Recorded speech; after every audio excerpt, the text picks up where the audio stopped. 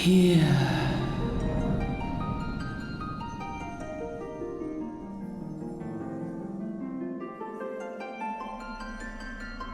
Here.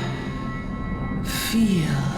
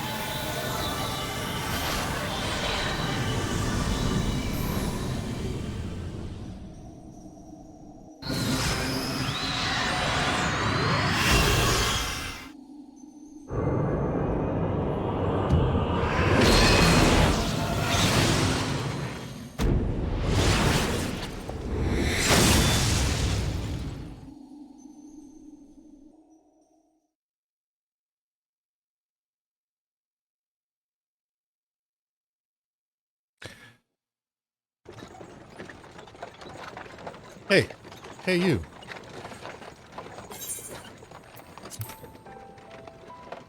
Good morning, fam, and welcome to the first of our new series, Streaming Stories Saturday, I think we're going to call it. I'll workshop that later. We are going back to the beginning of Final Fantasy XIV, A Realm Reborn, with a new alt character, Saphrine Kuro. We are going to enjoy the entire Final Fantasy XIV storyline from start to finish once again. Let's see. What else? The current main character I have, Ambrosia, Saphrine's older sister, lore-wise, is currently an Omni, as finished 7.3 as of this recording. So I want to do something to have fun in 14 again. Basically made a joke alt, which I screw around with, and found that I was having fun on that alt doing the main story quest all the way over from the beginning again. So I thought, why not do it this way? Since I never really recorded them before post MSQ and Dawn Trail for Ambrosia. So, we're starting out fresh. We are not starting in Gridania like Ambrosia did. We are starting out in Ul'dah. So, that is going to be the basis and backstory for why this series has started. And, yeah. Now, let's get back to the story. Already in progress. You all right, lass? You were moaning something fierce for a while there. Hey, the girl needs her private time. Don't watch. Feeling the effects of the ether, I reckon. You'll get used to it, though. Don't worry.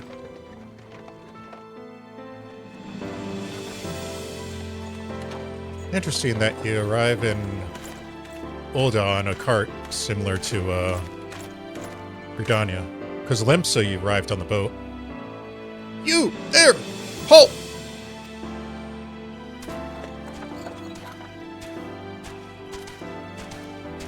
What's all this about?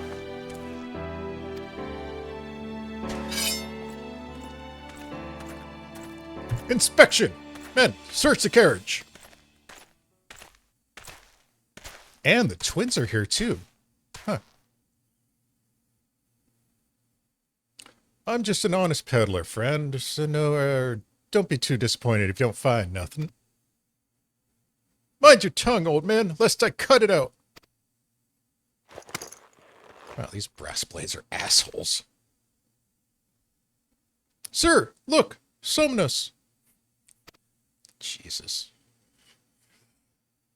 Honest peddler, was it? Since when do honest peddlers deal in prohibited herbs? You're in a lot of trouble, old man. You'll rot in the dungeon till the end of your days unless you can afford the fine. Oh, God, they're highwaymen.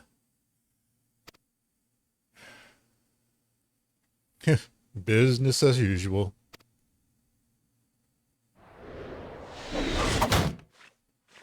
Ugh. Amolja! Amolja! To arms! To arms!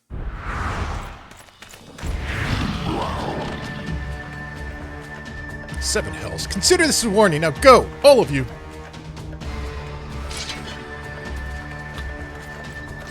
And the twins did not flinch. What the absolute hell?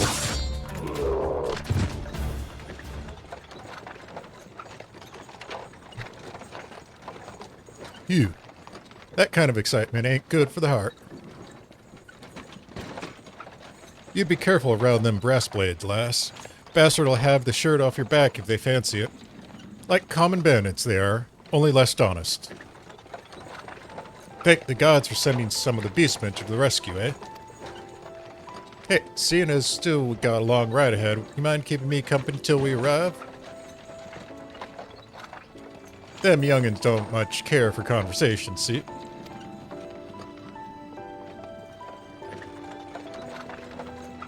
Brent's the name, and Pedlin's my trade.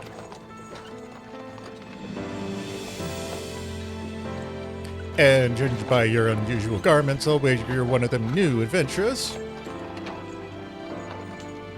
I knew it. Going where the wind blows, seeking fortune and glory now. That's what I call living.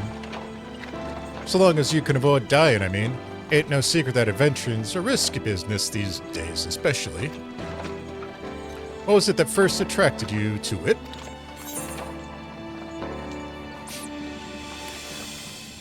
Funny thing is, Ambrosico went with fortune.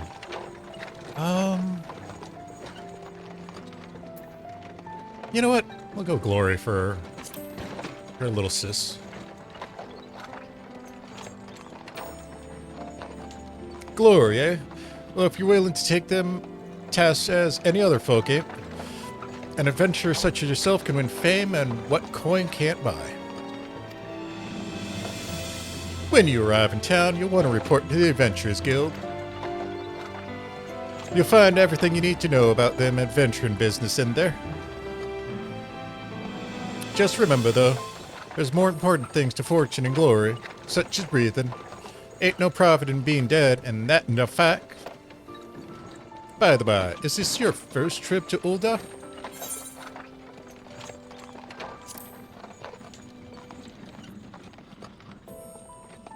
It is. Well then, let this journeyed itinerant tell you the ins and outs of your destination.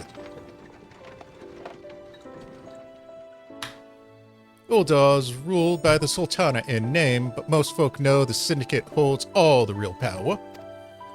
Them and their monetarist cronies would happily get rid of her grace altogether, but that won't happen while she still commands the loyalty to the royalties, and the royalties ain't nothing if not loyal. These factions have long fought over power, throwing their weight of their wealth against each other and shown no sign of stopping.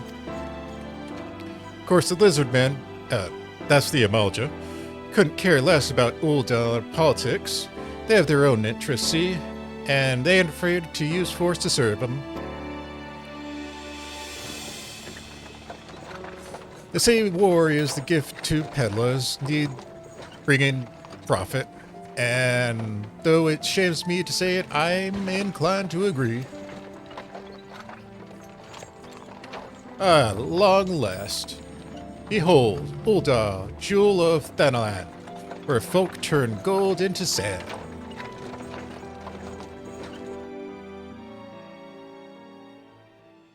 Deep in the sun-baked south, surrounded by the shifting sands of an endless desert, she rises, a solitary rose amidst the dust and rock, a symbol of defiance, her name, Ul'dah.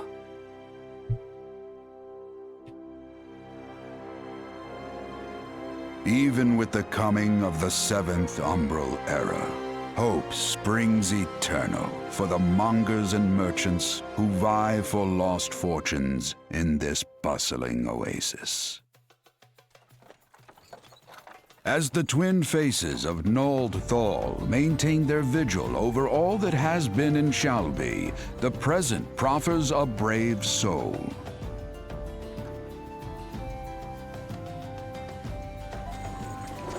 One whose arrival could mark the beginning of a new era of prosperity for the realm.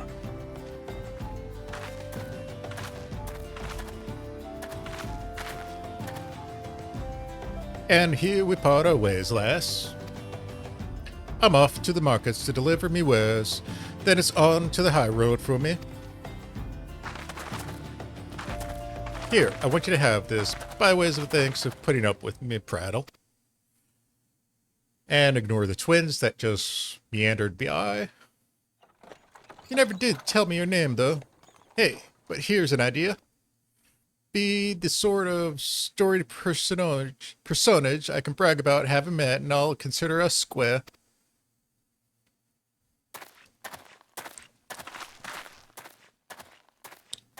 May the traders nurture our fortunes as they kindle the flames which burn within us all. For by fire are we reborn.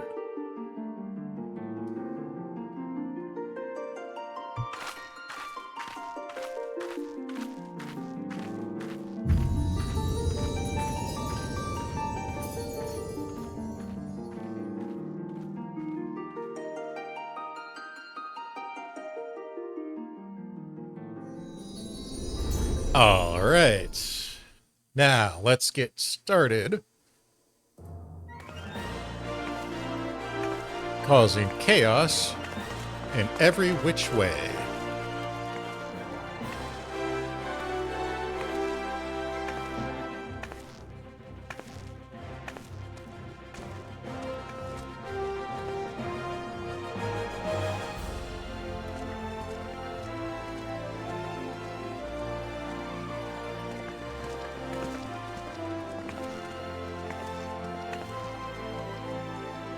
Oi, adventure, over here.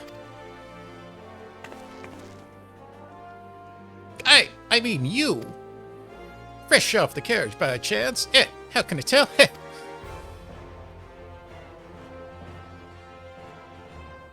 Name's Wymond, and business is knowing every buggers else. Now, then, what if I was to offer you some invaluable advice while you're welcome to our fair city, free of charge, even just this once, like?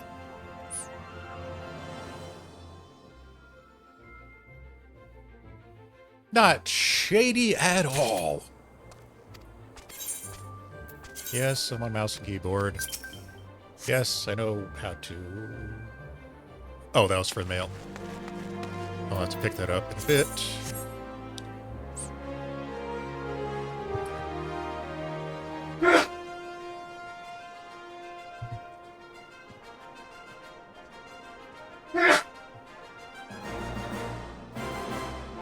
Sorry about that. Yes.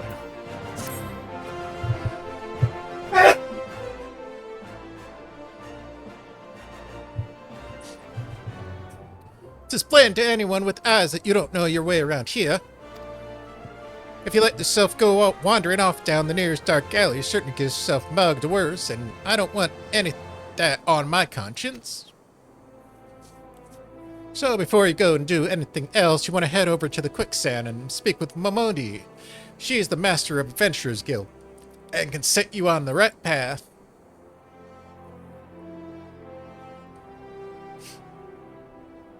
Just take those steps over yonder and pass through the double doors. You'll find her inside. And that's as much as you get for free. Good luck with the adventuring, adventurer.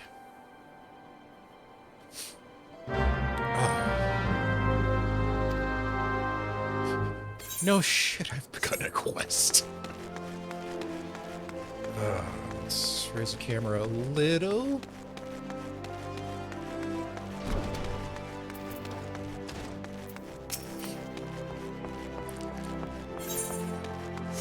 Yes, I know.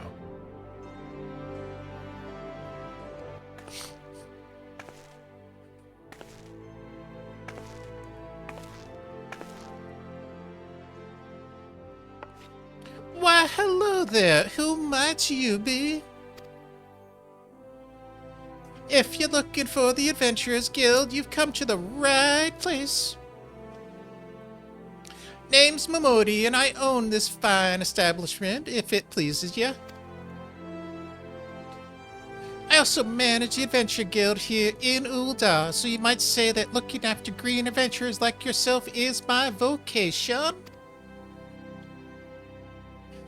And lucky for you, that is. Without someone like me to steer you right, you'll find yourself out in the middle of nowhere, caught up in business you don't understand. Like our conflict with the Amalja, for example. They've been plaguing the Sultanate for forever now. Then there's the Garlean Empire. No one can say for sure what they're plotting these days, only that they are. I life. The people drink and make merry, but underneath it all they're worry and lingering feelings of loss. And little wonder it's scarce been 5 years since Lesser Moon cracked and opened like a giant egg, releasing an abomination intent on turning the realm into an 8th hell. So much was lost in the blink of an eye. 'Twas like the end of the world had come at last. But then things get to get foggy. Everyone got their own version of what happened next. Some of them 2 or 3. You'd think people would remember something like that. The fact is, they don't. Nobody does.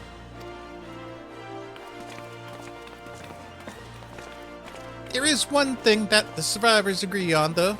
The part that played by a band of adventurers who laid down their lives for a realm that wasn't their own. They fought valiantly like so many others. They never returned. Deeds worthy of remembering, I'm sure you'll agree.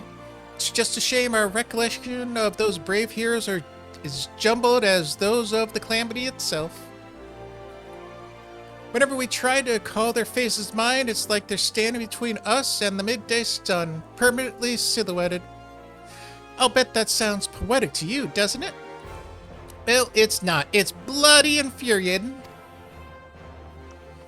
But even if we can't remember them, we'll not let them be forgotten, so we call them the Warriors of Light. And they'll forever stand as a shining example of what adventurers can achieve. That's why we welcome new arrivals like yourself into our fair city. All I ask is that you help at hand and try to leave Ul'dah in a better state than you found her. And if you can promise that, I'll be happy to let you join the guild. Alright then, a promise is a promise now. I'm counting on your help to put past behind us. We need people working and spending and bickering like the old days. And a happy and prosperous Ul'dah means more business for the quicksand too. And road, let's make this official. Go ahead and write your name here in the register, neat as you can.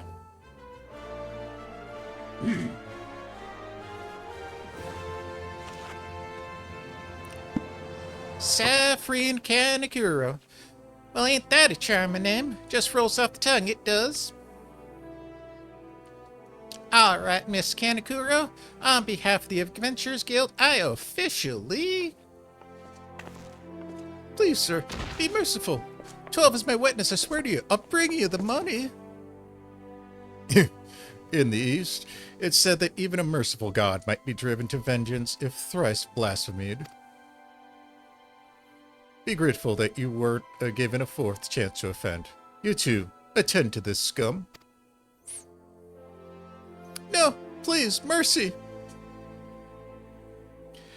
Well, ain't that a sorry sight? Nor not coming one. If I'm honest, don't worry about it, though. If you work hard, I doubt you'll end up like him. Just the same, if you ever need a bit of advice about one thing or another, pay me a visit. Just don't go bother me every time you stub your bloody toe, alright? Of course, I do enjoy hearing a lady muse of many manhoods of her acquaintance from time to time.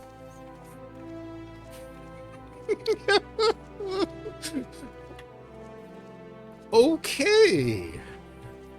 This Lala has... She's one of us. En route, welcome to Ul'dah, Saphrine.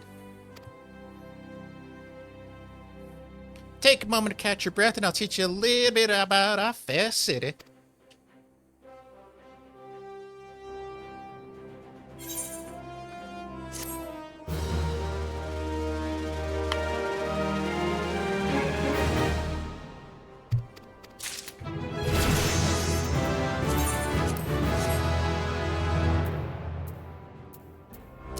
I'm gonna have to reorganize that entire bar.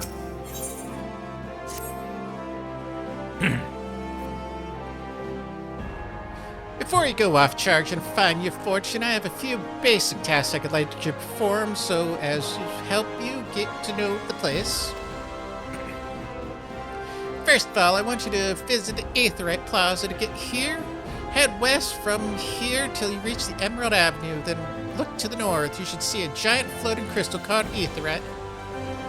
If it weren't for Aetherite, traveling around Eosra might be a damn sight more trouble than it is. Of course, you still need to attune with them before you can use them, so be sure to do that with one in the plaza. If you ever attuned with an Aetherite before, Saphrine? If not, just lay your hand on the thing and you'll see what I mean.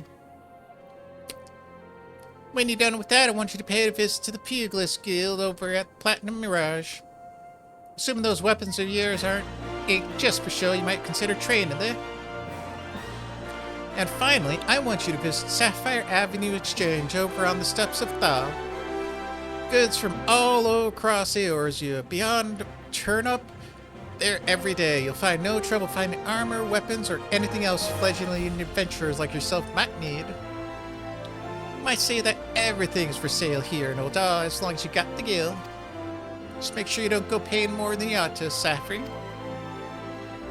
There's plenty you won't scruple to swindle unsuspecting foreigners like yourself, especially if they think no one's looking out for their best interest. Which is why I'm giving you this letter. When you visit the exchange, find a gentleman named Ciceroga and give it to him. He'll be happy to tell you about the markets once he read it. In short then, visit the Aetherite Plaza, the Pugilist Guild, and the Sapphire Avenue Exchange. Simple?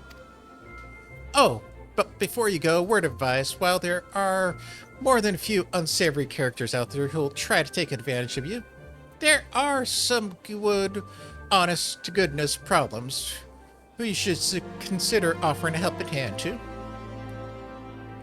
A lot of folk in the city are lured to the city by the promise of wealth and power. What many of them fail to realize is that instead of chasing after guild the moment they get here, they ought to be making friends. Let it be known that you're willing to give as much as you get, and opportunities will be coming your way. Speaking of which, you should speak with the smith over yonder. Those lads always have some good advice for upcoming adventurers. Otherwise, that's about it for me.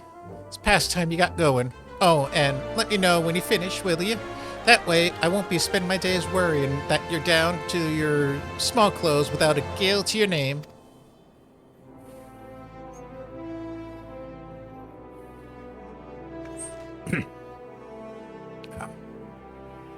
Crap.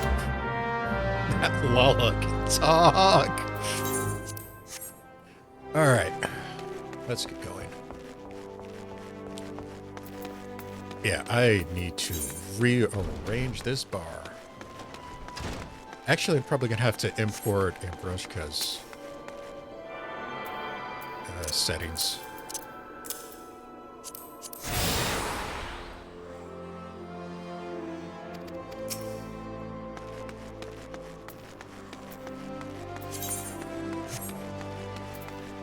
And I am definitely going to get tired of all these tutorials pop-ups. I think... Wow, I'm surprised it's actually even on there. North. 1, 2, 3. 1, 2, 3. I could go up there. There's length over there. Alright, I think that bar is somewhat set.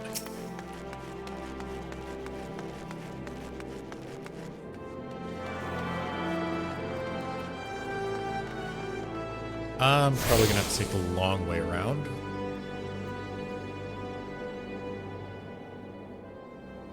Hail, adventurer! Might you come at the behest of Miss Momodi of the Quicksand? Excellent, which brings us to the matter of the attunement fee. That'll be 100,000 gil, if you please, madame. Aha, apologies, but I do so relish the opportunity to make that jest. The look on your face was absolutely priceless. But the matter of fact that you are so easily deceived suggests to me that you are unfamiliar with the use of these aetherites. Allow me to explain. These crystal agglomerations tap into ethereal energies that are primarily used as a means of travel to swiftly from one place to another. Perchance you have heard of the return and teleport. With these transportation spells, make direct use of aetherites and connect to the flow of the ether.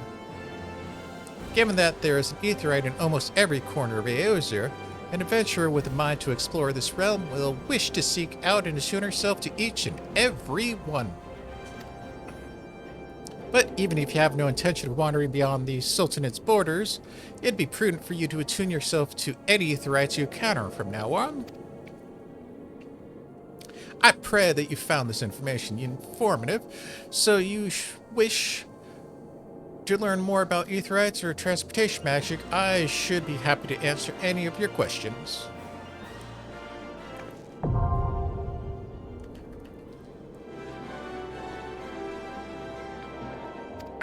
Yep.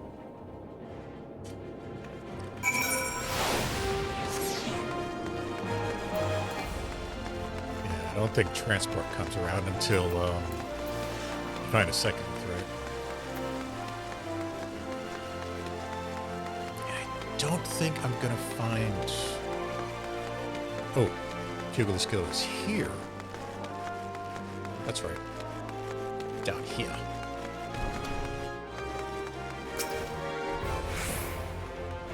Greetings and welcome to the Pugilist Guild. I see you've already begun to walk the path of the Pugilists. Yet your journey has only just begun. I highly recommend you add your name to our roll, for there is no better place in all the realms to train in our discipline than here.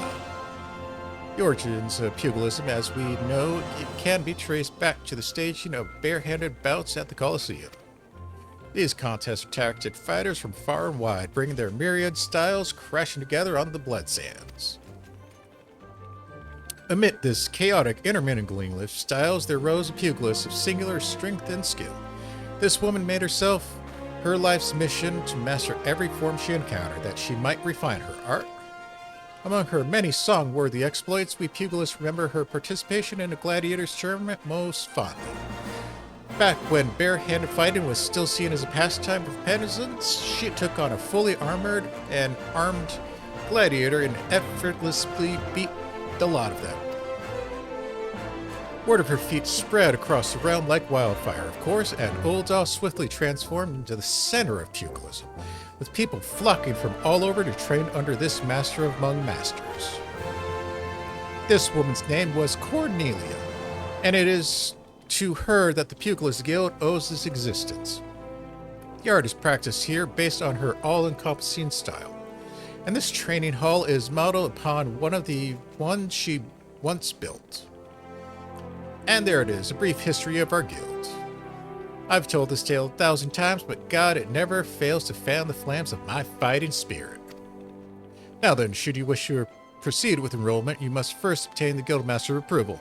Let me know if you'd like to meet with him.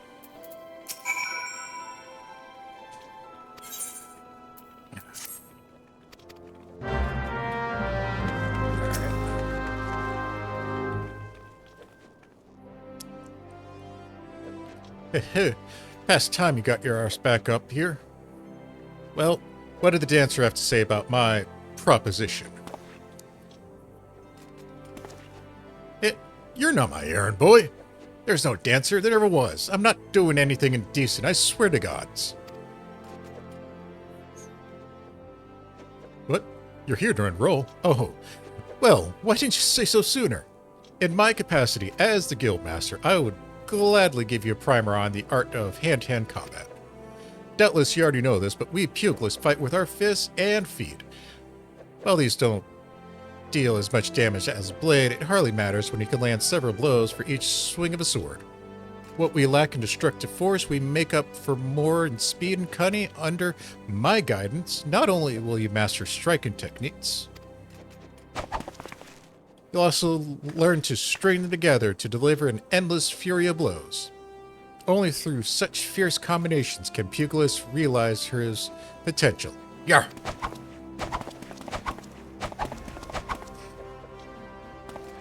Yeah, you're special. Whew. Crikey. I'm spent from all this talking. You ought to speak more, lass. It'd give me a chance to catch my breath, but where was I? You were talking about the dancer? Ah, right. Joining the guild. Before you do so, I must warn you that the path to the pugilist is long and arduous. Do you believe you've got what it takes to go the distance? Be honest with yourself now. She's going for speed. Yes, you have this fighting spirit. I can see it in your eyes. Like a tiger. I see no reason to deny you a place in these halls. Welcome to the guild, lass. For your first lesson, I want you to test your fledgling skills against the vermin of Thanalan. Get out there and put down 3 marmots, 3 hornets, and 3 shoes. And find a partridge and a pear tree if you can. Return here when the deed is done. Yeah, pugilist quests I'm probably going to do... I don't know, I might record those separately. But I just want to keep these videos to be main story related. I am way off course.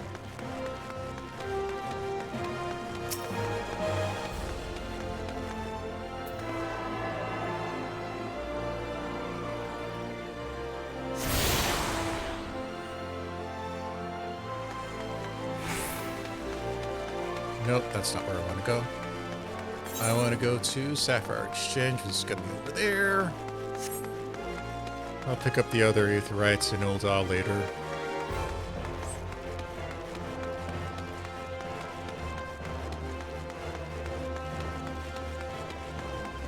Oh. Okay, let's see what else. So we already got the 2 Aetherites out here.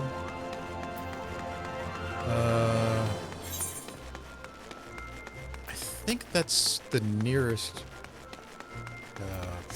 mail, so I'll have to do that later. This is the Sapphire Exchange, right? Yeah, okay. Good.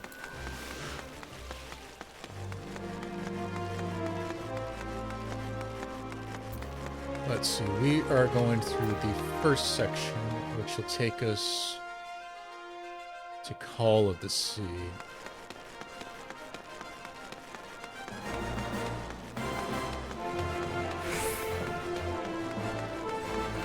Let's get this before we talk to you.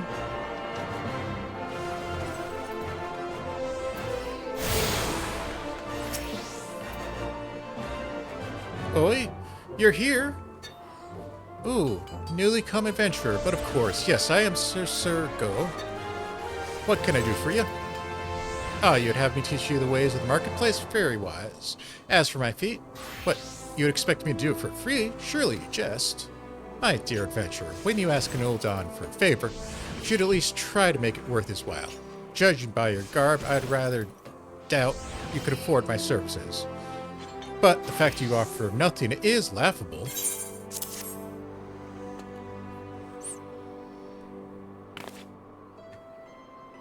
Oh, Mistress Momodi instructed you to seek me out, did she? Huh.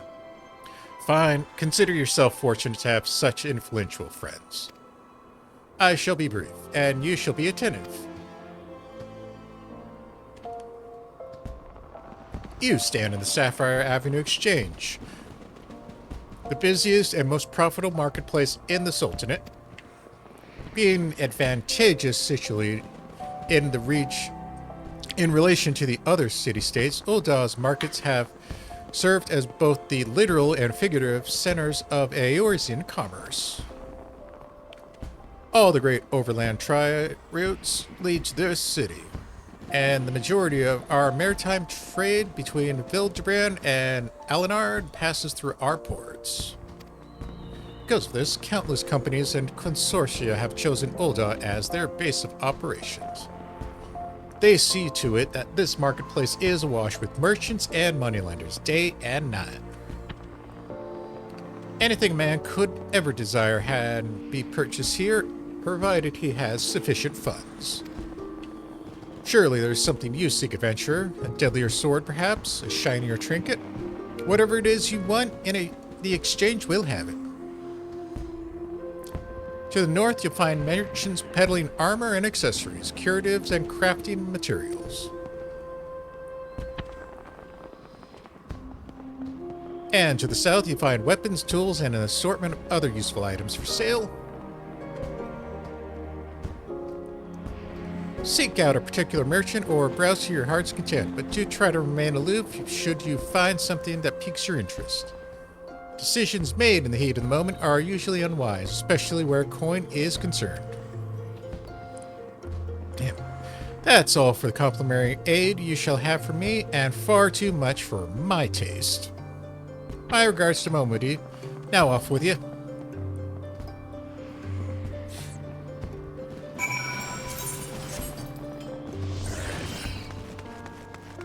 Let's go back to the quicksand.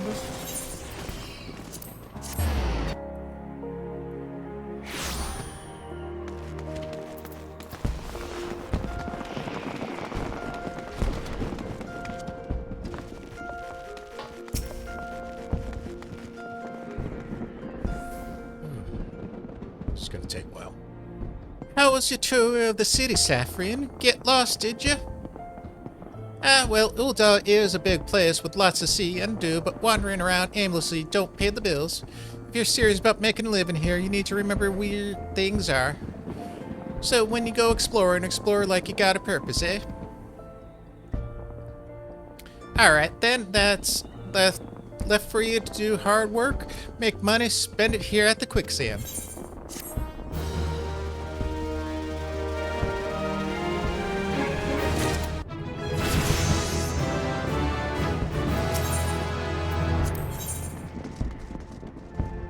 Oh, holy crap, really?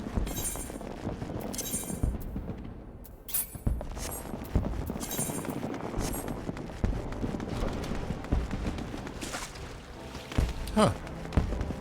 That's interesting. Alright, we'll go doing this quest then.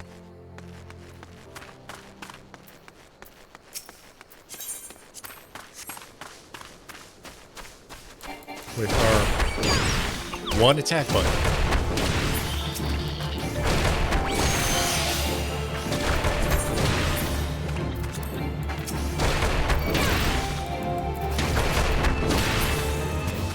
Oh, I really need to find an option to get rid of all these tutorials.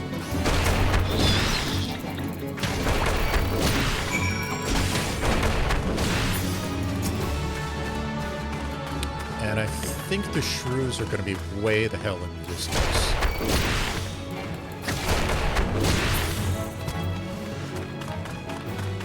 Crap, I might actually have to do a, yeah,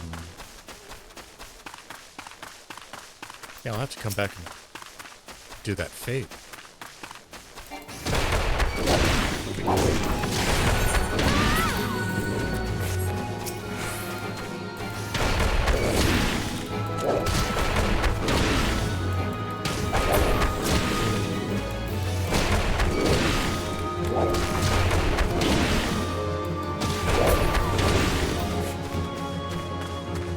Okay, one more shrew is going to have to suffer.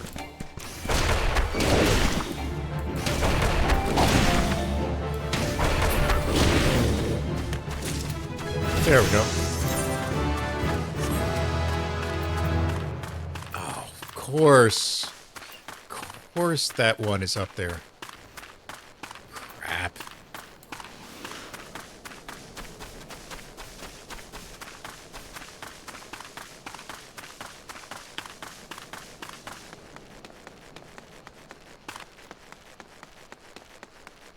Actually, I might turn this one in if I have to go that way. And actually, now that I think about it, I'll probably hit the mailbox for the earring. I'll do the other stuff later. Well, youngin', how are you finding our fine Ul'dah then? Got your bearings about you yet? If so, mayhap it's time you ventured beyond the city walls. Bustling streets of Ul'dah are one thing, but the wilds of Thanalan, that's another thing altogether. I know a bloke you might fancy speaking to, and he to you. Name of Papashan. You'll find him over at Ul'dah's dispatch yard. No doubt he'll have some work for you. Dispatch yard's over in central Thanalan. Just head across the hall, and you'll see the gate of Natlan standing right before you. Pass through it and head east. You'll come upon it before long. There's dangers beyond the wall, though. More than I care to count. Nothing too terrible, mind you, but feisty enough to attack if you draw near. Don't say nobody cared enough to warn you.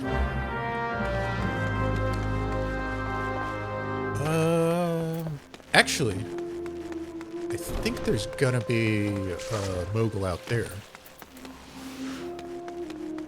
Oh, crap, I wanted to do that outside the city. Shit. Oh, it stayed. Good. Oh. My kingdom for a chocobo.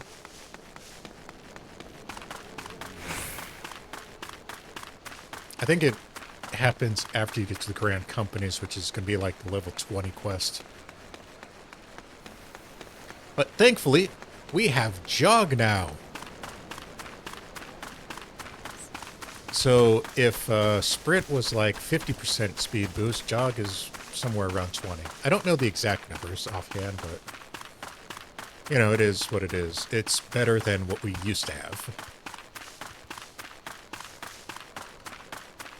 I do not want to... Wait. Oh, fuck me. I thought it was all the way out here. Crap. Well, I'm an idiot. And I... Yeah, there's the delivery mogul. That's what I want. Well, at least we get this. I'm pretty sure the Choco... Yep, I know. Yeah. Gosh. Give me my packages. Yeah, that's what I want.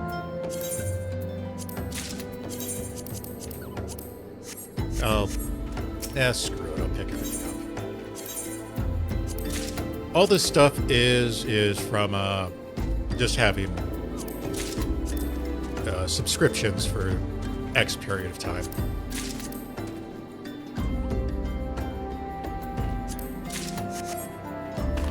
So you get the Final Fantasy VIII Squall gear. Oh, I had to take that off. I think it was Final Fantasy IX.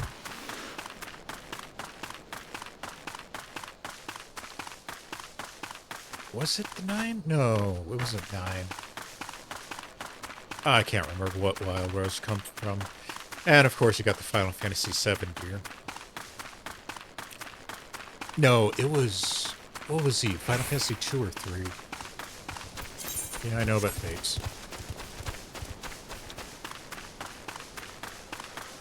Yeah, I'll deal with all those later.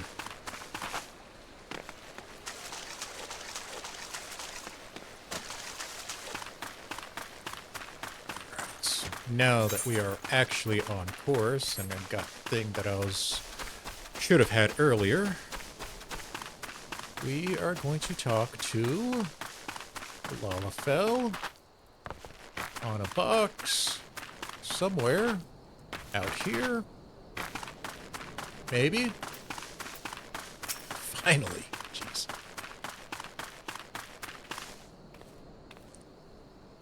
Well, you certainly look the part of adventure, my friend. Might be a good soul moment you advise me to expect, then?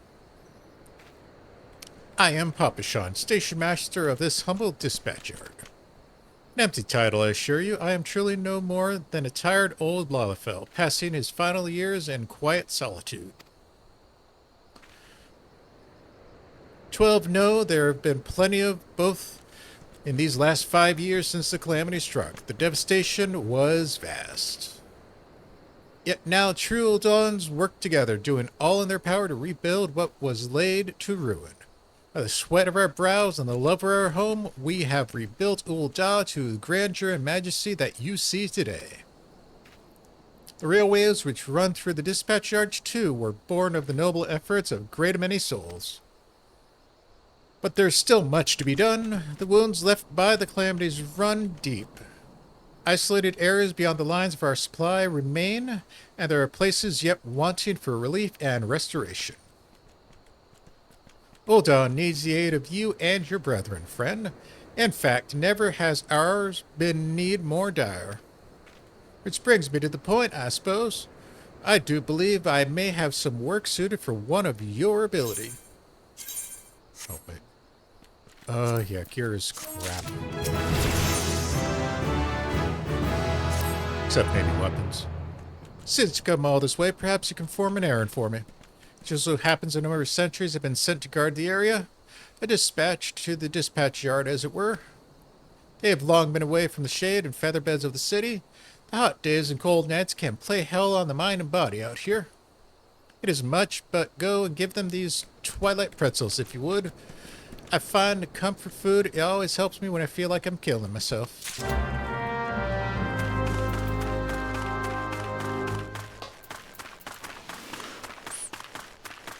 Oh, okay. Yay, our first delivery mission.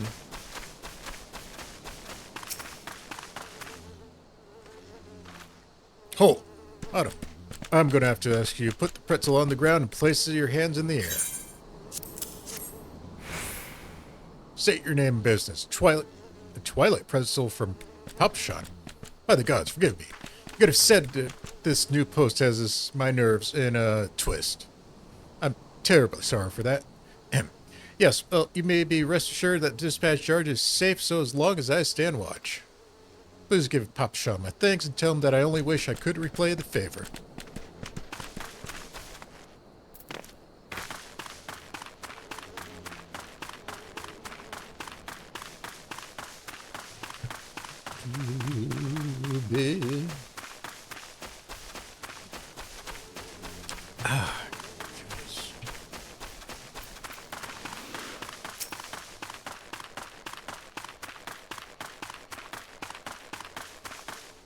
Dude.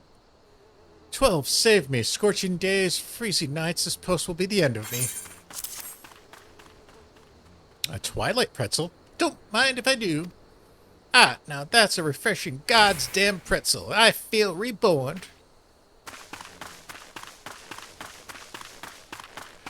And one more in the ass crack of nowhere.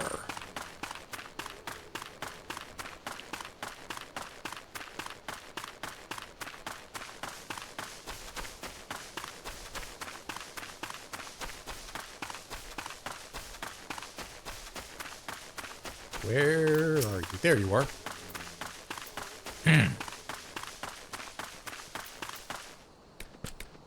Western front clear.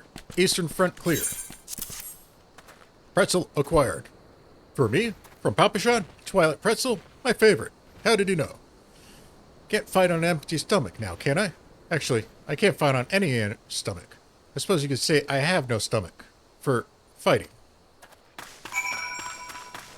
At least you're honest.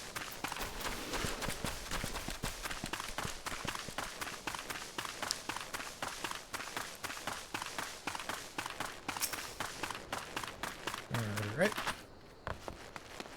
Shit. You've returned. And with still fewer pretzels, I see. Tell me, how fare all Sultan's sworn sentries? Did they have anything to report? Anything at all? What? Nothing? Are you sure? Oh dear. Take this for your troubles, then, and stay for a moment. There's more I'd ask of you. I'll take that.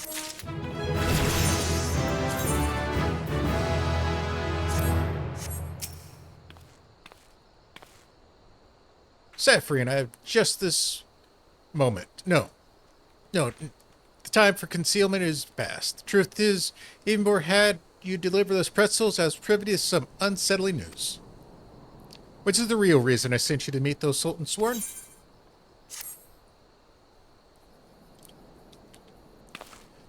A young noblewoman from a very prestigious family has run away from home, and I've been ordered to see her safe return before some trollop impregnates her. The Sultan Sworn you met earlier are assisting with the search. Alas, it seems they have found no trace of her. I apologize for not being frank with you from the start, but we must proceed with caution. Should word of her disappearance spread, I fear other, less honorable motives may be joined the hunt. And we should allow her... Should we allow her to come any harm, not even 100 beheadings would be punishment enough. That cannot happen, Saphrine. It must not. I need you to help me find her.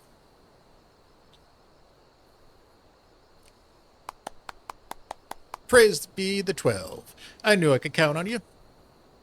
I've instructed the others to expand the search, but Thanalan is vast, and there are only so many of us. The young noble woman is Lady Lyria. I want you to go south and look for her in the vicinity of the Sultantree. Good luck.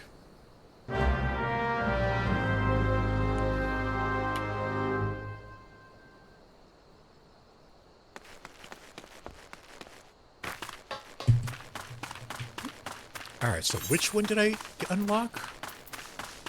Okay, so... that order is annoying. The reason that one's up there is because that becomes the dot later on. Right? Yeah, I think that's the one that becomes the dot later on.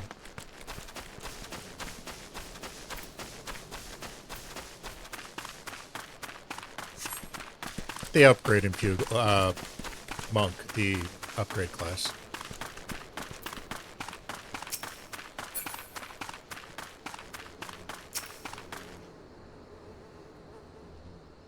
Oh, Sultantree.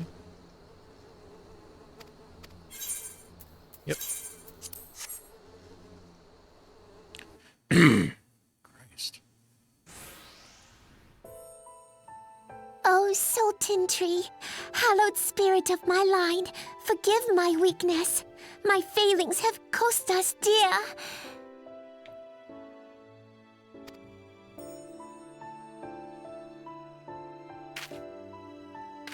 Show yourself!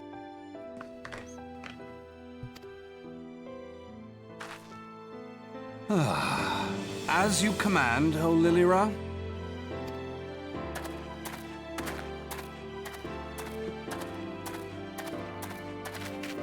Forgive my selfish desire to assure your welfare. I don't recall requesting an escort. Simply pretend we never met and continue on your way. We both know I can do no such thing. It isn't safe for you here alone. It isn't safe for anyone. Not with this etheric disturbance. It's as though the dead are watching us. And I'd prefer not to join them, if it's all the same to you.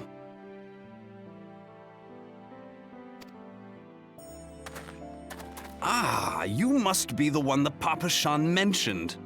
Congratulations on finding our elusive young charge. You'll have to forgive her impetuousness. What she lacks in discipline, she makes up for in stubbornness. You should return with us. The station master will be eager to thank Lady Lilira's protector in person.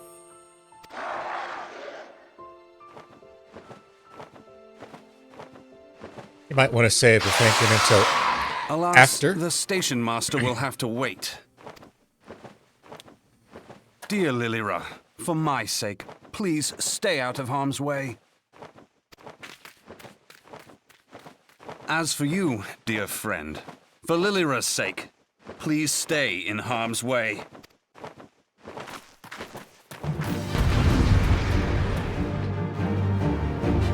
Anyway.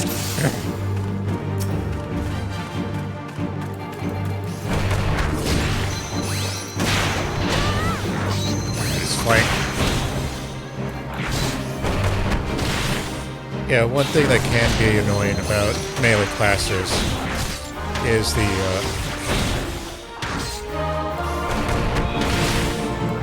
need for positionals.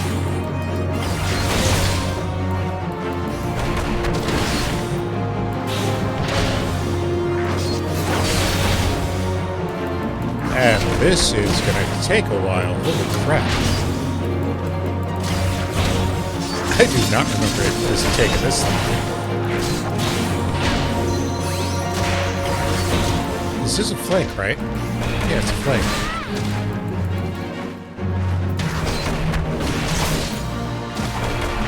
Oh, wow, I am missing.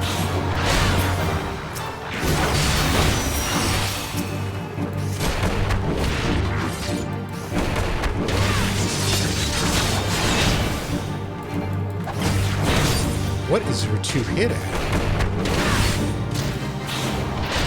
Jeez.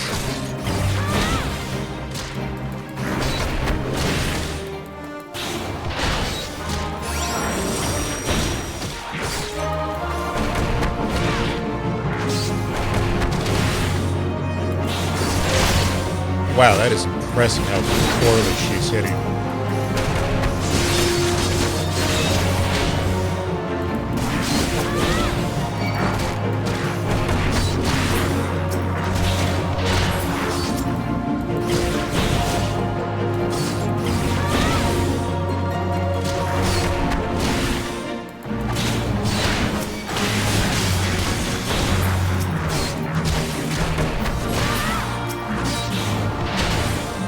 I don't think I've seen any other class miss like this.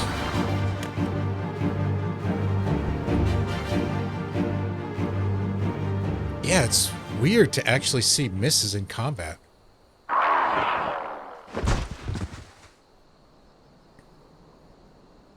It just becomes so rare later on. Ooh. Shiny. Get it, you loot goblin. Get it.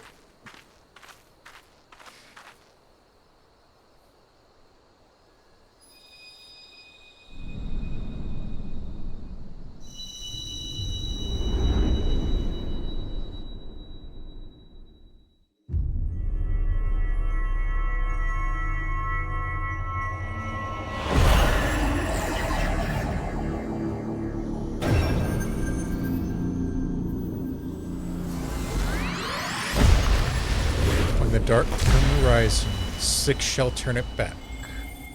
3 from the circle, 3 from the track. Hear, feel, think.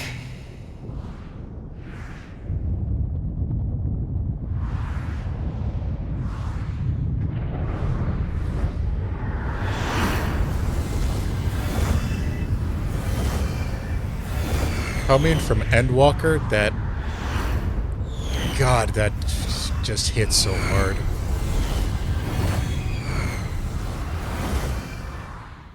That it was all planned out all the way back here.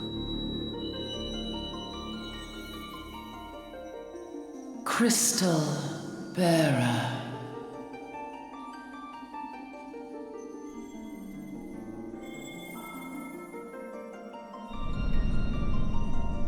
I am Hydaelyn, all made one. A light there once was that shone throughout this realm, yet it hath since grown dim. And as it hath faltered, so hath darkness risen up in its stead, presaging an end to life. For the sake of all, I beseech thee, deliver us from this fate.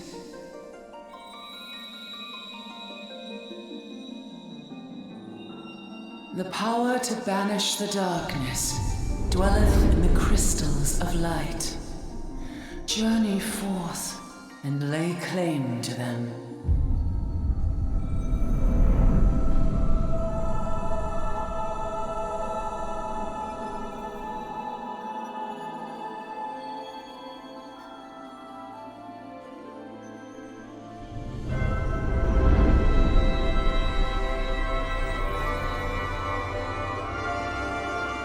By thy deeds shall the crystals reveal themselves to thee. Only believe, for the light liveth in thy heart.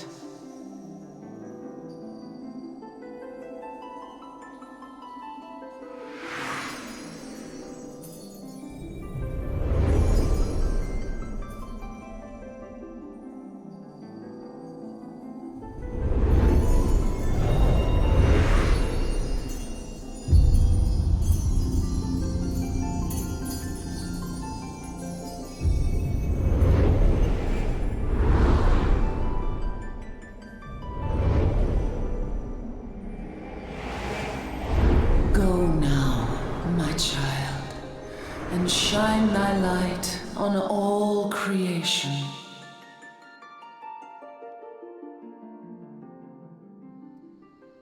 I miss Crystal Mommy.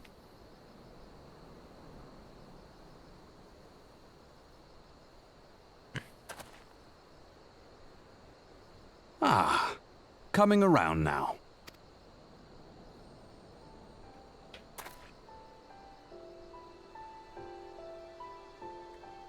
Would you mind telling me what that was? We call them monsters. If I only knew. A denizen of the void at any rate. Oh, it was a void scent. Even worse. The void scent? Yeah, but how? The question isn't how, but who. We're not dealing with bookless bandits.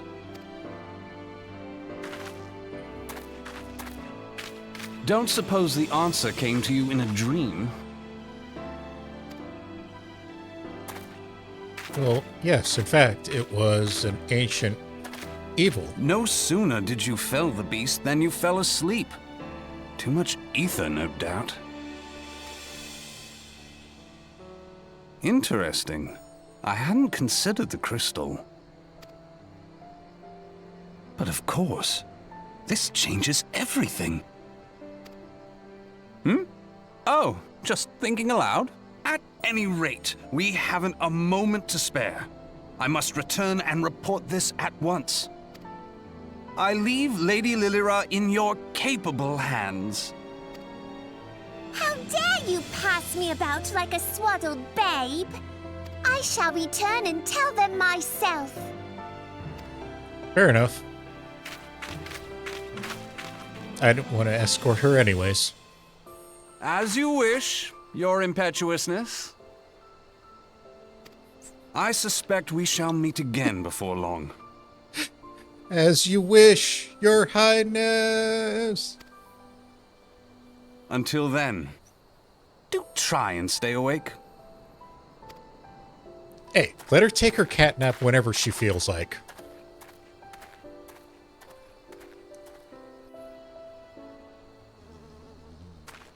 Alright. We have to head all the way back. There. Let's see here. Speak for the Sultantree.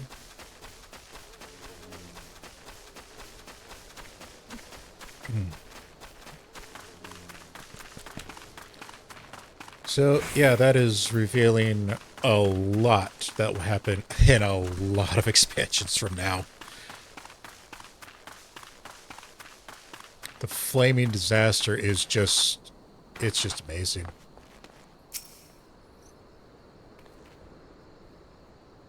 That it was foreshadowed all the way back here. Ah, thank the gods you've returned. You had us all so worried.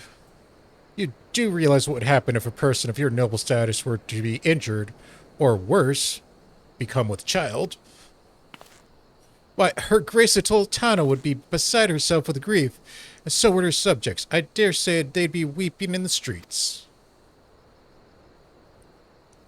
But I've already given you cause to weep, Papashan. You and the people of Ul'dah.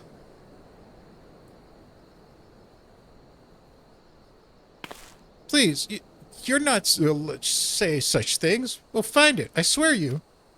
It's not your place to make demands, my lady, but I beg you, please stay out of harm's way.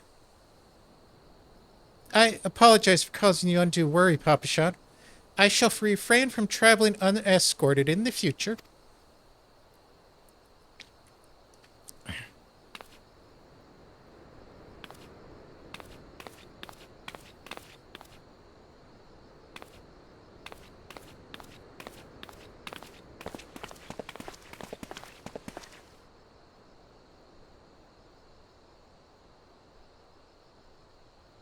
I cannot thank you enough, Saphrine.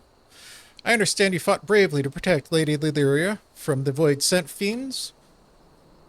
For your gallant service, you deserve all the riches of the Royal Vault. Alas, a small token of my gratitude is the best I can offer. A sarcastic man with a strange contraption strapped to his shoulder? I see you met Thancred. He's a scholar who spent his days investigating oddities in the ether. Rather too fond of the sound of his own voice for my liking, but perfectly harmless. As for you, Saphrine, you're just the sort of adventure we need around here.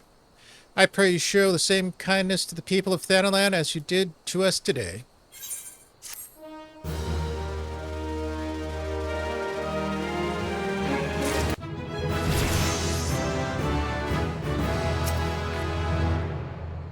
Alright. I didn't get anything new. Good. You're an adventurer, yes? If you're not otherwise occupied, I have a favor to ask. I've resolved to pay a debt of gratitude which I owe the owner of Coffer and Coffin. For this purpose, I've purchased the Royal Plantation's a prestigious plump pumpkin, a particularly popular piece of produce. You motherfucker. Oh, this is going to be a pain.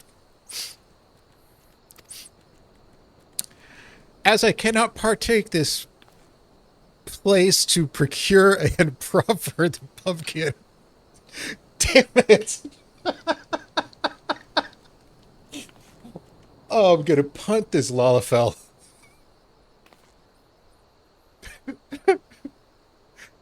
Oh.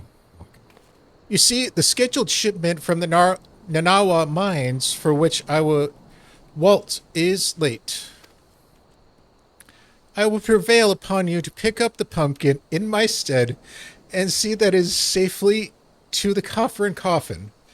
Present this receipt of purchase to Garian at the Royal Plantations, and she will yield it to you. I apologize for asking you to attend to this time-consuming task, but I am truly appreciative of your assistance. Holy crap, that was a mouthful.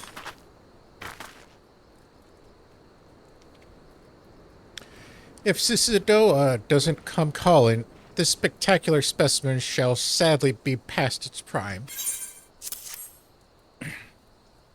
Oh, so you're to deliver this decadent delight. I can say with confidence that any gourmand would be grateful for such a grand gift.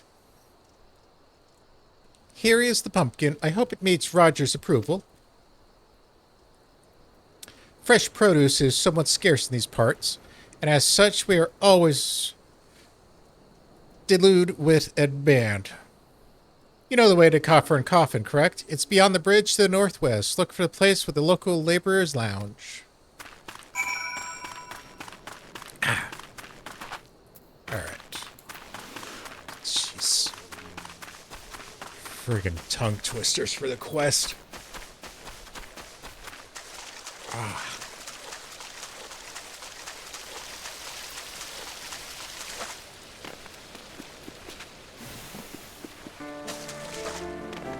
And it is now daytime.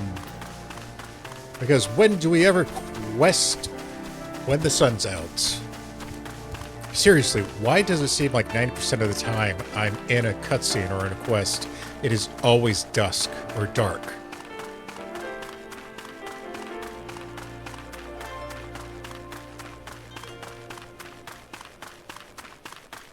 Coffer and Coffin. Roger. Drink for you, lassie. You won't get a better ale or spirits for your coin than a place like me. What's that? We see Sodor asked you to bring this here to me? Ha! Heckin' so, even that foul-mouthed drunk knows the meaning of remorse. Reckon this is for the time I carried his drunk, sodden arse back home.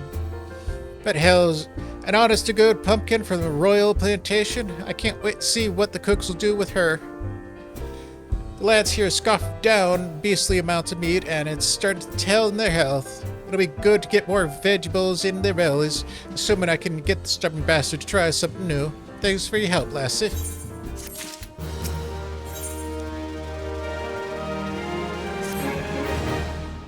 Word is, Blackbrush Station sorely undermanned. Stone torches there can't get a moment's peace. Look, Nemo Warren is hoping to bolster their numbers for a short-term assignment or two. If you fancy putting a few extra gil in your pocket, we could do a lot worse.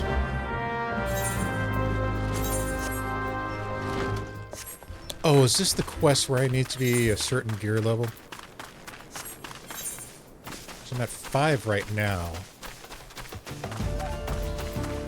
Yeah, I think I'm gonna have to buy a headpiece for this one. And let's stuff our fat faces.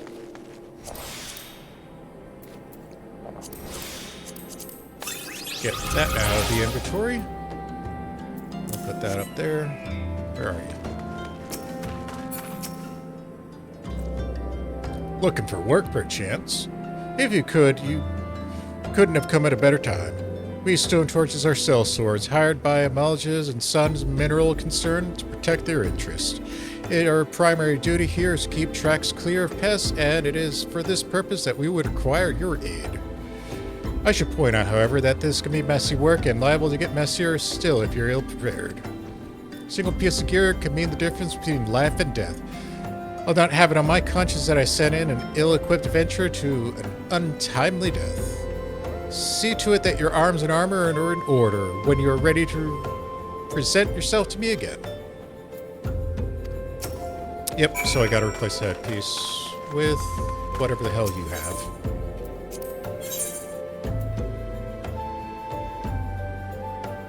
Sure.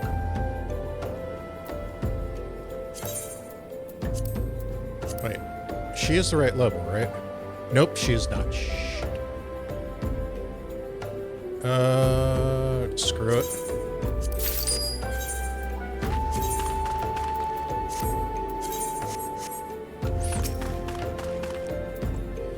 So you're ready for inspection? Good, everything appears to be in order. Yep. No, that is not guaranteed in this world. Fate is a fickle mistress, after all. At any rate, capable adventurers like yourself are few and far between. I would not have you throw away your life. I've had to bury many true comrades who brush aside cracks in their hauberks and dents in their helms. No matter what we face, do not disregard the importance of gear. Actually, yes. Yeah.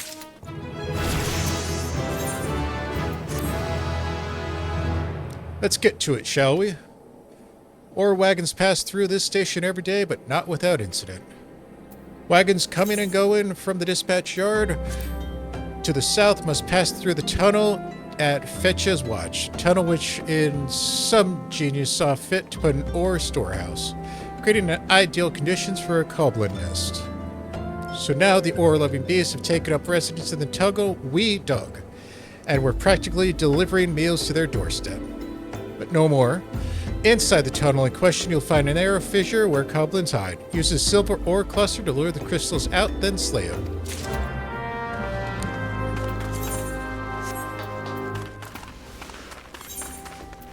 Alright, put that on.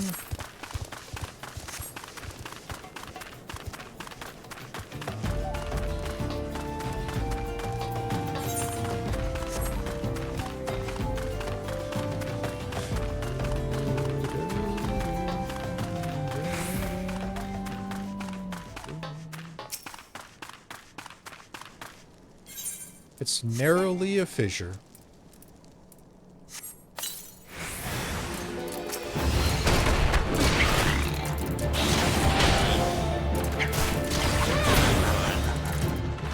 Isn't there... Oh, they're there.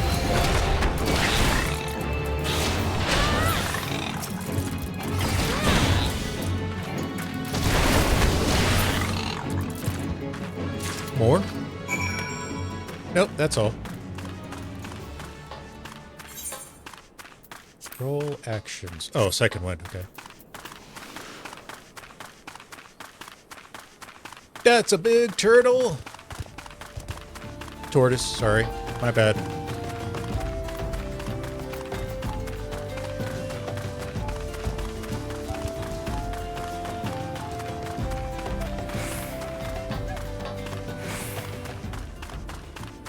There we go. Nope, not you. You. Well done. It shan't be easy work to keep the tunnel free from kobolins, but our wagons should be able to go unmolested for a time. Disruptions to ore shipment threaten not only the interests of Amalja and Son's mineral concern, but Ul'dah herself. One might liken these train tracks to the veins that bear our nation's lifeblood. If only we had more women like you to lend a hand.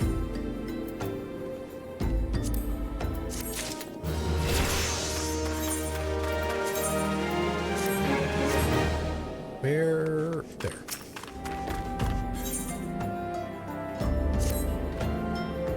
Ah, the altruistic adventurer. I was hoping we'd bump into each other. Why? Because the most fascinating piece of news has recently reached my ears and I'm eager to share it. May I?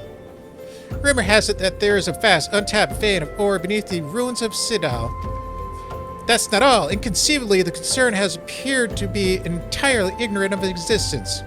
Even as we speak, a young upstart, self-made merchant from Stone's Throw of all places is moving to claim it. The fellow name is Wiston, and he's very, very, very ambitious man. Not only does he intend to secure exclusive excavation rights, but they say his master plan is just this new fortune to curry favor with his sarcolium. Of course, the Tharmages only consider the options of the most wealthy when drafting laws of Ul'dah. If you're to have voice heard, you must be prepared to pay the Sultan's ransom. One voice which is invariably heard belongs to Lord Lolorito.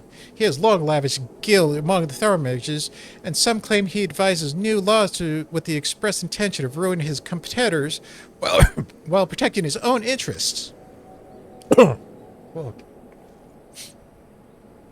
Suffice to say, if Wiston thinks he can compete with the likes of Syndicate, he is in a route for awakening, and that eventually may yet be a little way off.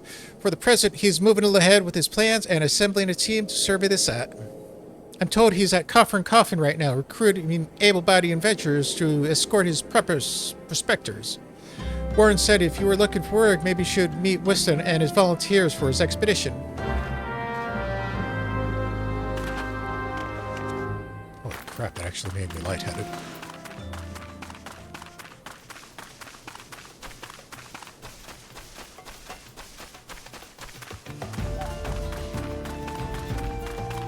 Alright, let's go on an expedition. Come to join. Sorry, but it's too late. Some brass blades looking for extra coin volunteered, and the team's already en route to the ruins. But look, I know it's not easy finding work these days. If you're interested, there's something else you can do for me.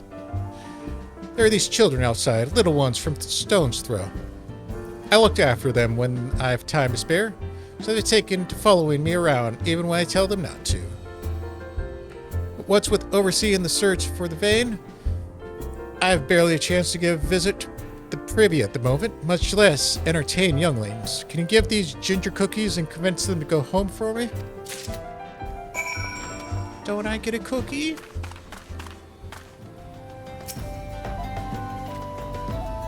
Wiston's kind to us. I like him.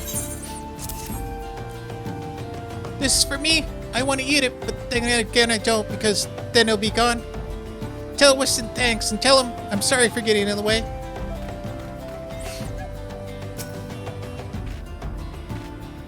But Wiston always plays with us. Why won't he come out and play? Wow, a ginger cookie. I better save for some for my brother. I know. I'll go home and eat it with him. I like playing with Wiston. Make sure no one bullies us. Wiston's worried about us? Oh, I don't want to make him worry. I'll be a good girl and go home.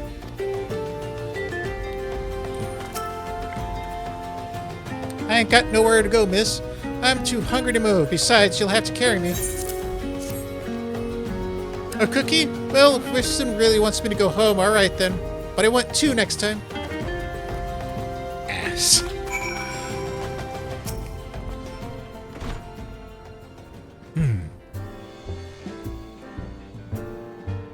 Thank you, adventurer. I only wish I could do more. Stone's Throw is no place for a child. Not that my childhood was any much happier.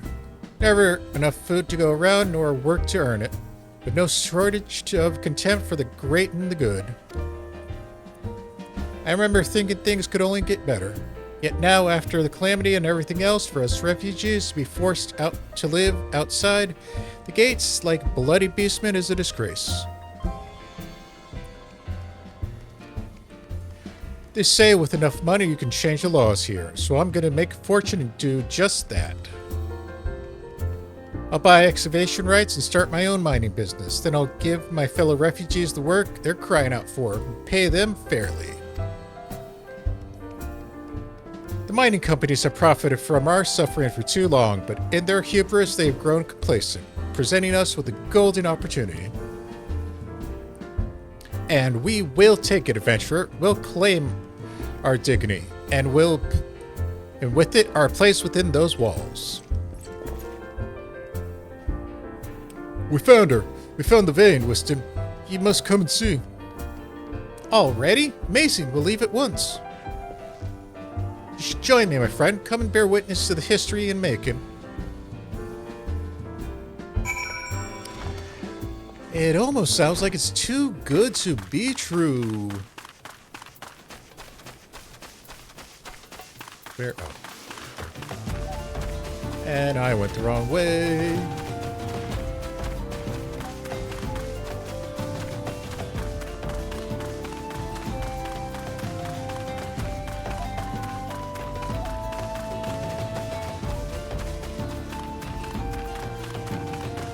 Holy crap, was it really this far away? Jeez. Look out! Below! No. Spitfire, you can be dealt with at a later time.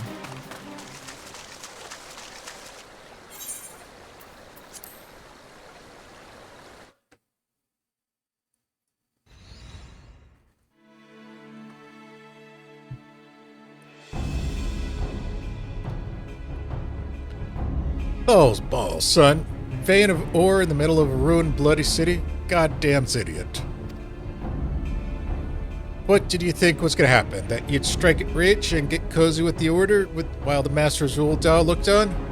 No one crosses the syndicate. The syndicate? Ha! Finally sunk in, has it? Well, look at this. Not all your friends have deserted you. Seems lucky boy. Now you won't have to die alone.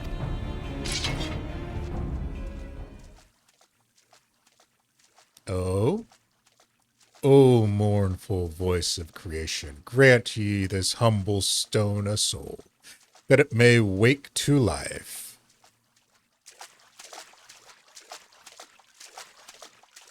Who's spouting the gibberish? Show yourself.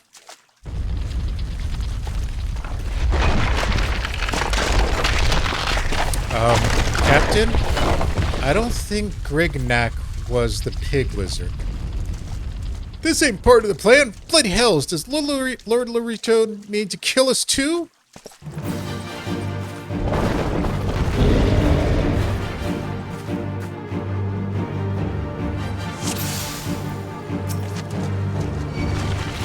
Come. What's that? Level 50, never mind. Oh.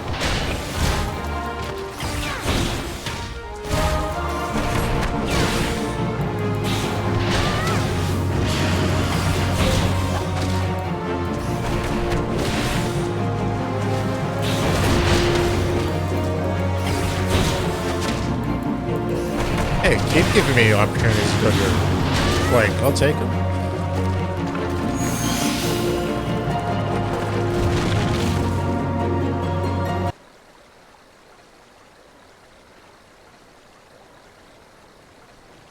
That golem could be vanquished. That woman is no ordinary adventurer. And that was just a mere shadow.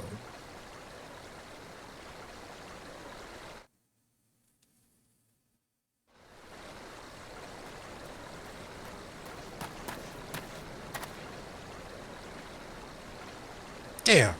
Seems I missed all the fun. I see you didn't need my help this time.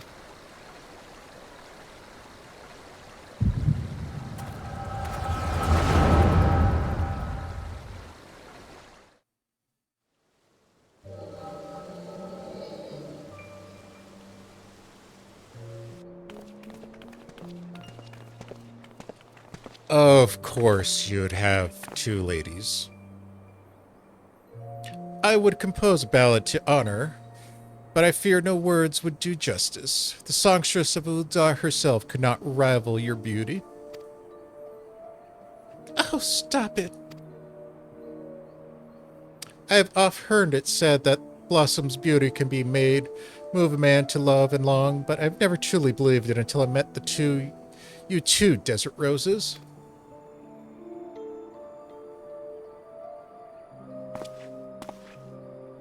I heard they attacked another caravan.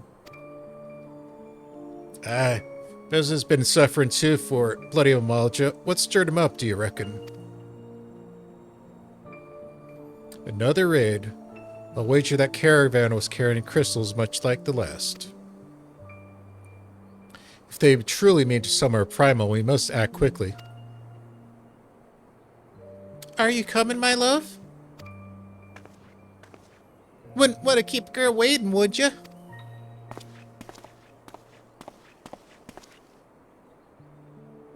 Perish the thought. So tell me, where in this marvelous city might you lovely ladies be staying? God, Thicrid. Oh, jeez.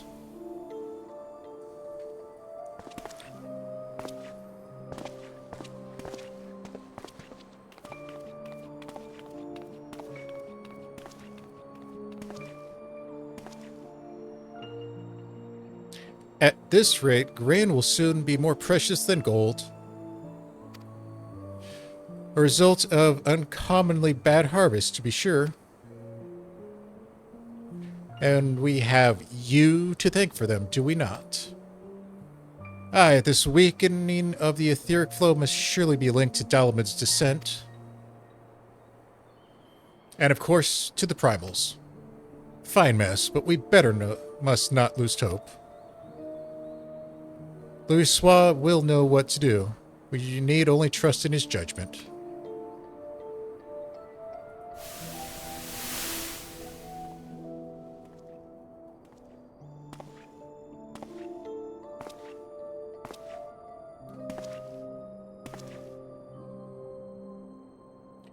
Truly marvelous of Charlian ingenuity. It's as if I could reach out and touch the ether.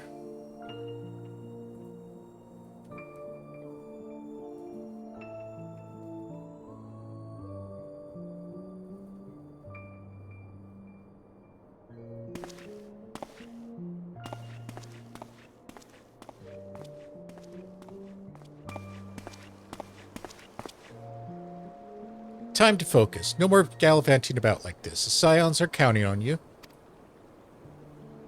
Have faith. Just have faith you can do this.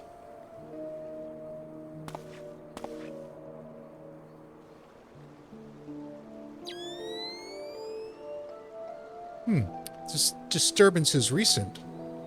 Sultantree? Maybe Papa Shan will know something about it.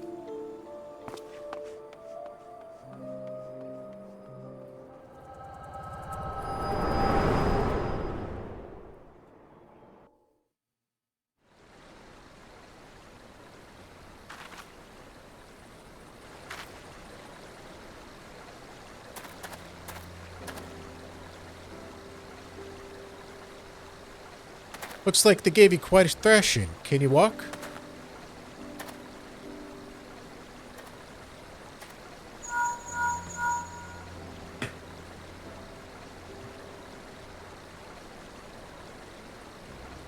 It's me. I was too late. A person of interest had already quit the scene. The General? Very well. I shall be there anon.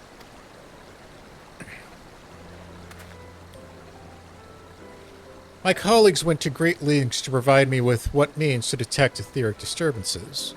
But every time I find one, you seem to be in the middle of it. I'm starting to wonder if it might be not simpler just to follow you around. Sadly, I have business elsewhere. Tread softly, my friend. The carefully laid trap you dismantled was clearly sanctioned by Lord Lolorito. I heard the Blades mention him as they fled. Believe me when I tell you, he's not a man to be trifled with. Some would say he's half a man. Sultana's enemies grow bolder by the day. I suspect they have support of outside forces. Thank you. If you hadn't come along, those bastards would surely have slaughtered us all. I would speak with you further, but it isn't safe for us to linger here. Find me at Coffer and Coffin later. Until then, stay safe.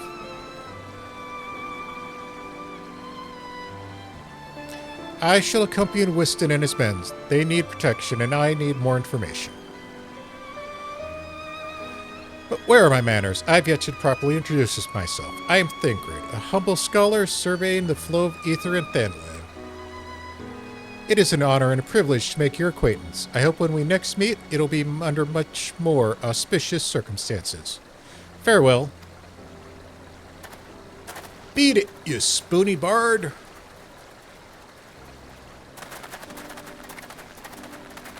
Ah, wait a moment. It occurs to me that we may have... Never mind. Fare thee well.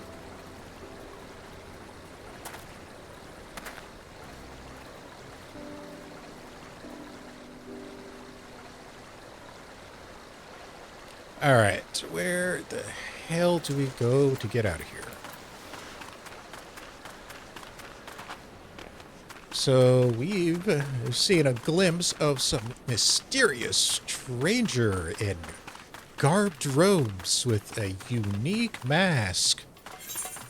Absolutely no idea who that could possibly be.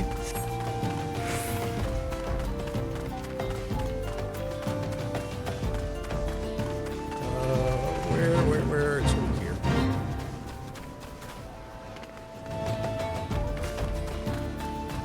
They are going to have to deal with that on their own. I am not doing any fade unless I absolutely have to. 12s bless you, my friend. You risked your lives to save ours. Betrayed by my own guards. Gods, I was fooled to trust those men.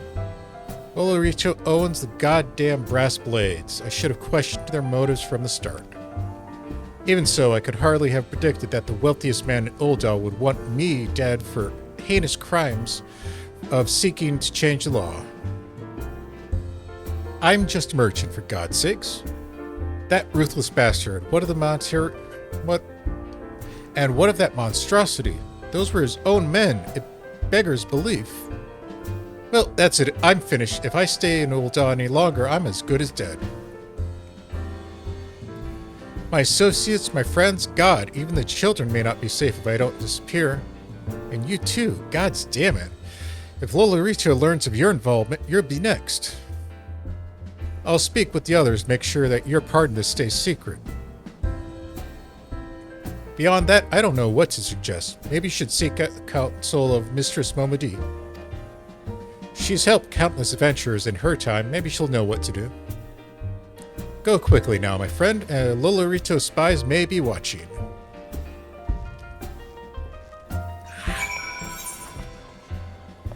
I think it'll be quicker this way. Come on.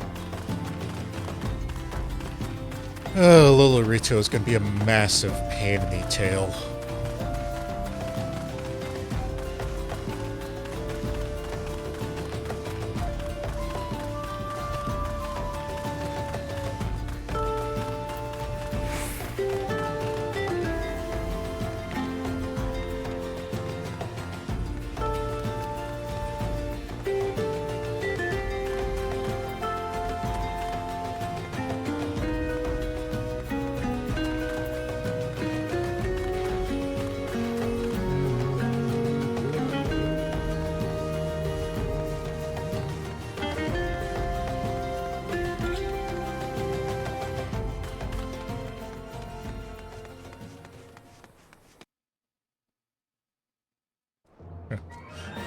Alright.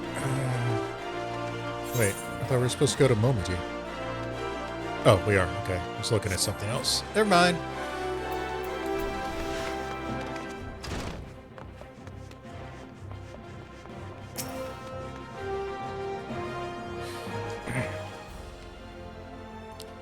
Settle down, Saphrine. You've got nothing to worry about. No one seems to know you were at the ruins. Whiston, on the other hand, is now a pariah, about as welcome around here as a rabid wolf, poor bugger. Suffice to say, that boy risked the wrath of the wrong man. Lord Lolorito, chairman of the Eastern Ul'dahn Trading Company, generous contributor to the Order of Ul'dahn, and member of the Syndicate. Didn't get where he is by leaving loose ends, that one. Which is why he ain't above killing his own men. Hell, even if the Blades knew that what was coming, it's not like they could have refused to do their benefactor bidding. Don't let this color your view on Ul'dah, Saphrine. It's true that there are some here who ain't afraid to crack a few skulls if it gets them what they want. Most of us are decent folk just trying to make ends meet. You know, a lot of people would call you a damn fool for risking your life to save a marked man. But I believe you did a good thing, Saphrine, and for that you have my respect. Listen, if you've been through a lot lately, why don't you rest a spell? I'll have my boys at the Hourglass set you up a room in my treat. Just have a word with Upta when you feel like you staying. Yay, we got rooms. And when you got yourself your appetite for adventuring back, consider taking on a guild levy or two.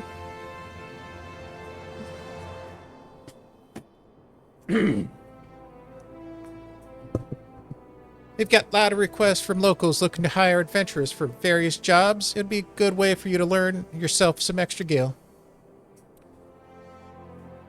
Eustace can tell you more about how the system works, so go and speak with him if you're interested.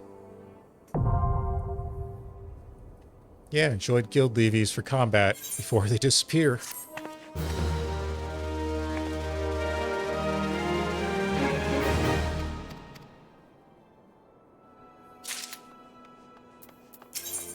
Oh, you gotta be kidding me. I'm not level again? Jesus. Oh. Probably not even level for that. Alright, let's head over the Pugilist. See if that'll get the level.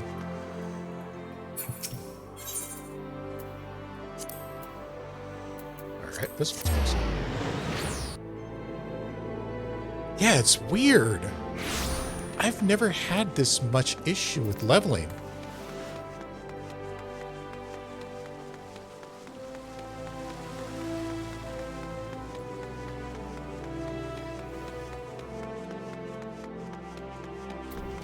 Might have to do a fate from now on. Ah, you're back. I know the worst of her exertion. Youthful vigor is truly blessed thing. You've gotten off to a fine start at last. To help you on your way, I want you to have this hunting log.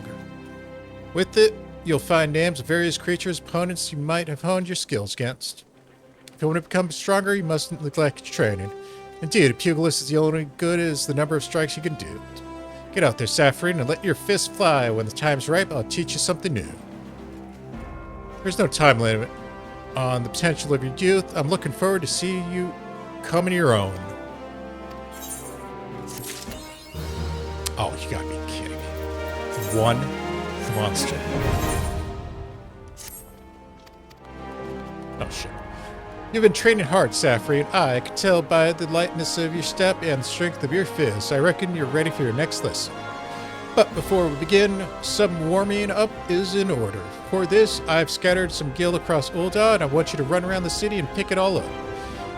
Now that my money's laying out there, so I want you to go around like there's an Malja warrior band on your heels. In other words, I want you to sprint. Of course, you can't go on sprinting indefinitely. Your body needs to rest after a while, and after each burst of speed.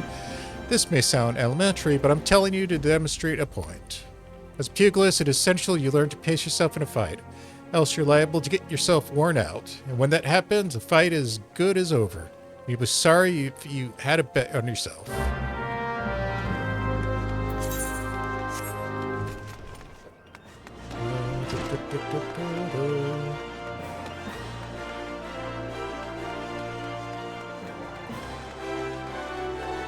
Okay. Nope.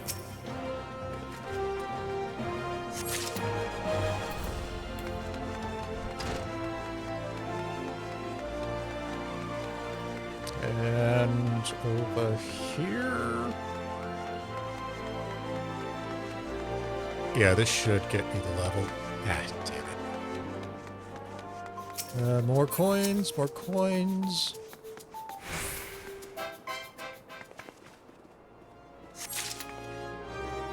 Oh, jeez. These are all over the place.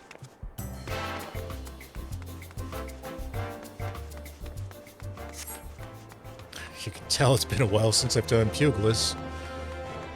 I do not remember this.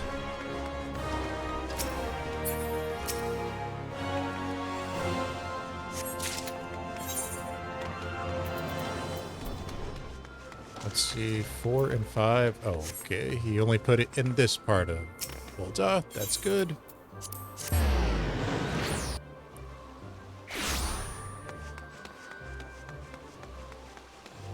That's up there.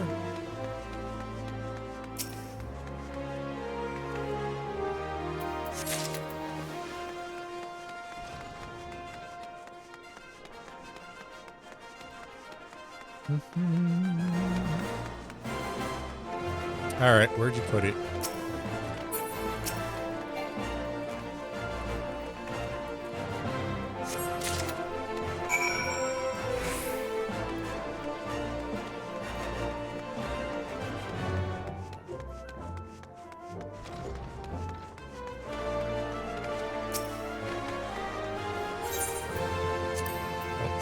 Plaza.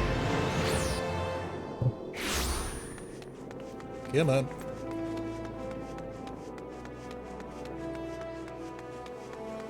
So this will be level 5. Level 10 will be after we get this one. And I need to start punching more things.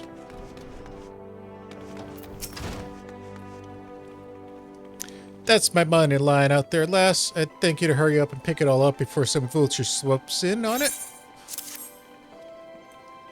500 gil. Crikey, this is good for a week's worth of... I mean, well done, Saphrine. Now that you're all warmed up, we can teach your lesson. A trial, to be precise. Take yourself to Scorpion's Crossing in Western Thanalan and you'll find yourself 4 large stones. The trial stones, they're called. I want you to deal with each of these stones. A solid boot shine combo. The impact will arouse earth sprites that sleep within, which you must then defeat. If you find yourself hard pressed, there's no shame in running away. So you're still learning the ropes, after all. Once you've got yourself wind back, you can hurl yourself into the fray again. And remember this, strikes bring down opponents, but it's your footwork that keeps you standing. Now off you go, Saphrine, and good luck. Well, let's go hit some rocks. Alright, it's in Western, so... can I get to Western from here? Let me hit the Tharmarches. It's just a little slightly closer.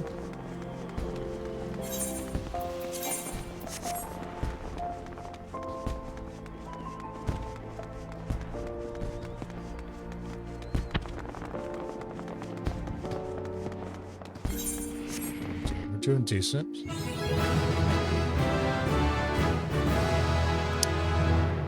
Okay, on that note, how far out is this? You know what, screw it, let's get it.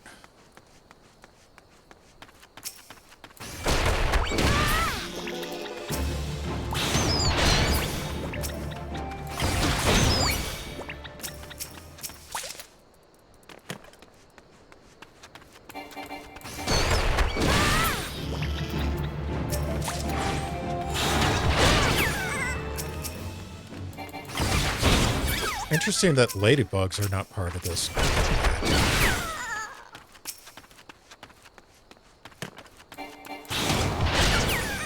I think with most other classes, ladybugs are part of the hunting log, at least the beginning part. There... No, the Aetherite's over there. Okay.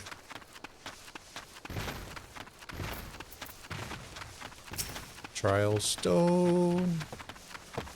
You want me to hit it with boot shine? Boot shine.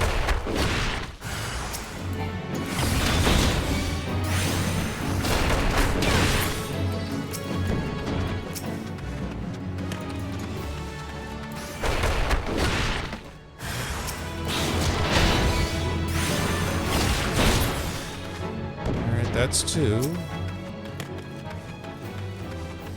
Oh, I really want to go back to the main story.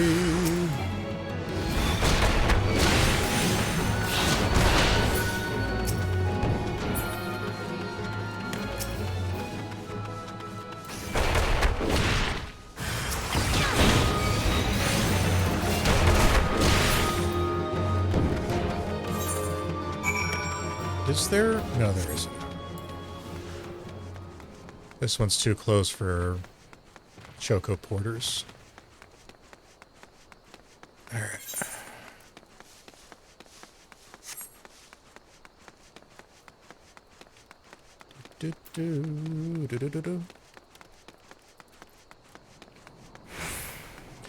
Yeah, it was just perfect that the zone experience was given for the level.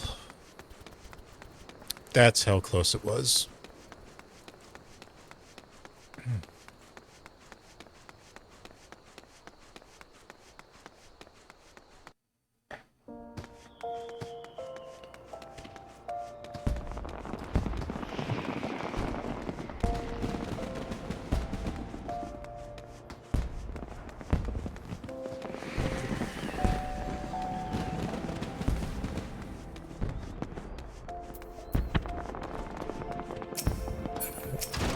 No, that one. Thank you.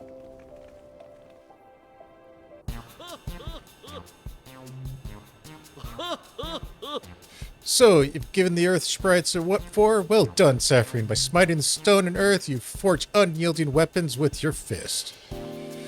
You're not endless fountain figure, Saphrine. Aye, just like myself in my younger days.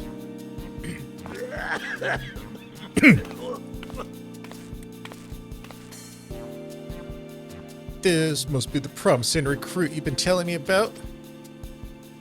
Well, of course she's promising. She's training under Hammon, Holy Fist. Tough. That's our Master Hammon for you. Saphrine, I don't believe I introduced you my assistant. This is Chuchuto. Ah, pleasure to meet your acquaintance. As introduced, I serve Master Hammon's right hand. Though there's still much to mourn, I've yet to learn. Together, let's strive for mastery of our art.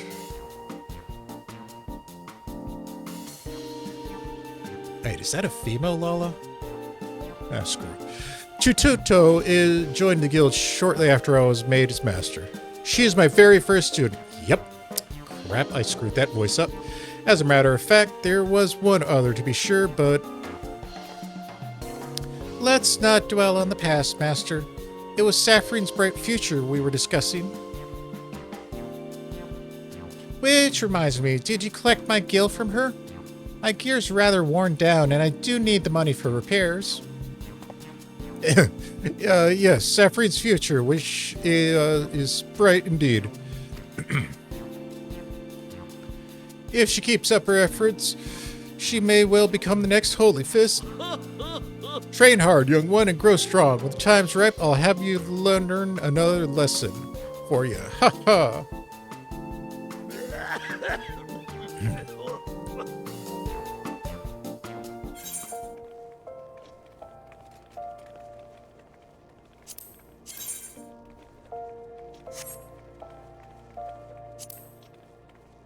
Actually, you know what? No, I need money right now. Ah, there you are, Saphrine. I see you've been training hard as ever. Ah, your eyes are starting to have sharpness of a predator about them. Last time you learned basics of combinations. Today, I would have you build on that knowledge. I've set up 5 wooden training dummies outside the hall along the merchant strip. By way of warm-up, I want you to deal each a solid boot shine combo. And don't mind the townsfolk who gather to watch.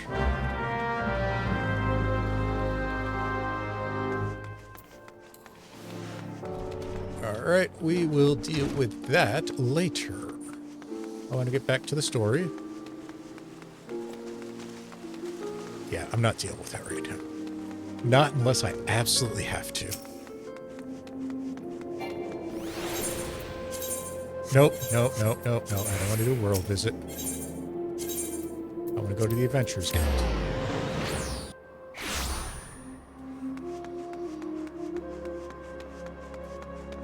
That's level 10. Alright.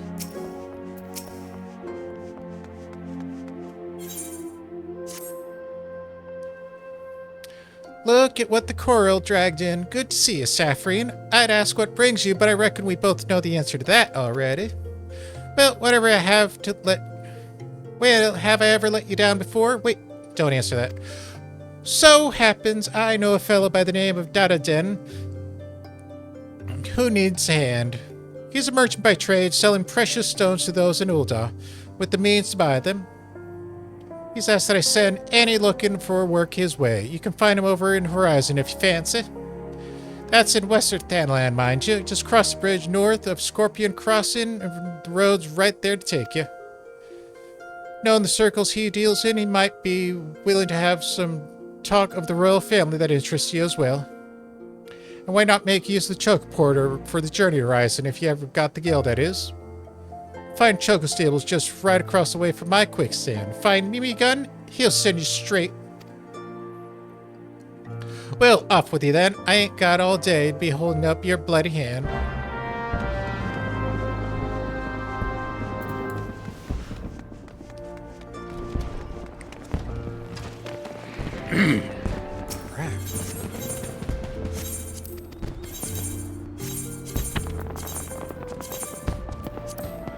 Did I not pick up the one in the other place?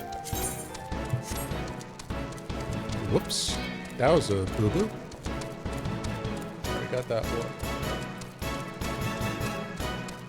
I need to stay level 2.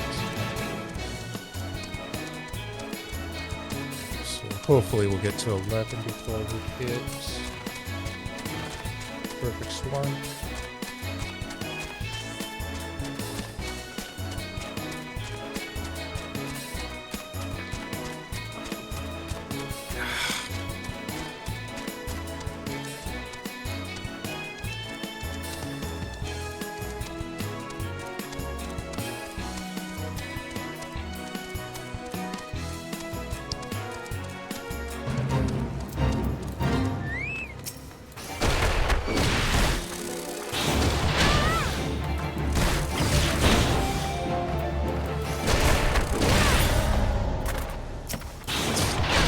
Pop that up while I'm fighting?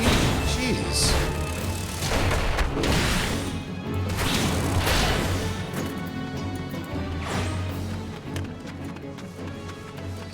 Alright, that's those. Oh, I need to do these as well. Great. And you've got a friend. Crap.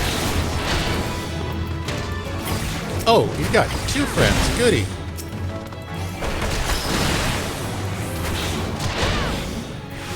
Well, we're just gonna have to do this the hard way.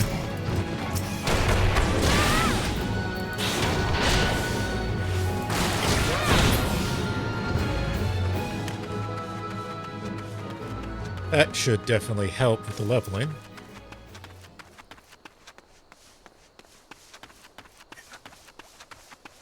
Well, I've got 2 quests before I need to hit 11. Come on.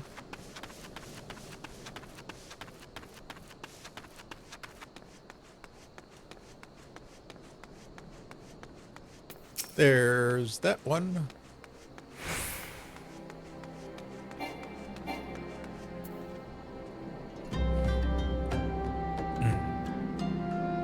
Saphrine, I presume. Momody did say to expect you, and so have I. Welcome to Horizon. Ours is a trading establishment that sees goods in from port of Vesper Bay to the west, and trade we do. Nary a day goes by that Horizon isn't bustling with some manner of merchant and officials. They keep us running around so busy they do, enough so that I wish I had chocobo legs in place of my own. And that's why I've asked Momody to send me any souls looking for work.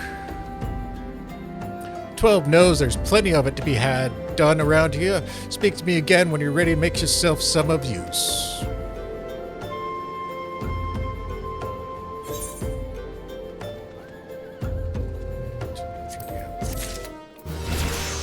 Let me first pick up... I should already have that, but just in case. This. In case I become rich enough to not require the chocoporters. It so happens that I have a situation that must be resolved post-haste, as I do me hope post-haste. I'm plumb out of a premium product and my latest order has yet to arrive. If I keep my customers waiting any longer, this could irrevocably damage my reputation. What's worse, I paid a man in advance for his services. Despite his assurances that he would be a simple affair, I heard nothing since he departed for Copperbell Mines days ago. I find Drunken Stag and give him this notice. I cannot afford any further delay.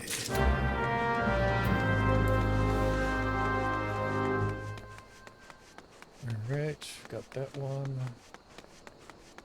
So, alright, I've already hit 11, so I'm good on that front. Nope, good direction. Nope, down.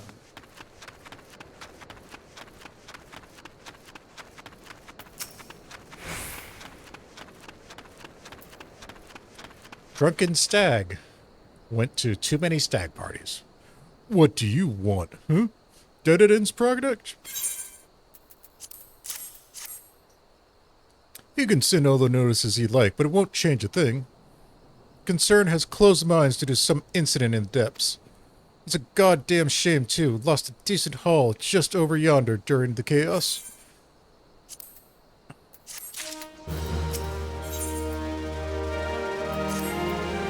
The product you heard Dead going on about is valuable gemstones known as raw Nashasite? Nashasite, yeah. I managed to dig up a godly amount just before the mines were closed off, actually. Packed it up and hauled it out, even. But then them 12 damn kobolins came about. Not like any kobolins I'd ever seen before, and hungry ones for all good rocks. They had eyes for my gemstones, so I had no choice but oblige. Stone torches had their hands full evacuating mines, so they ignored the beast. Even now, they're only concerned with keeping people out. Please, my friend, if you're willing to face kobolins, would you bring me my Nashasite?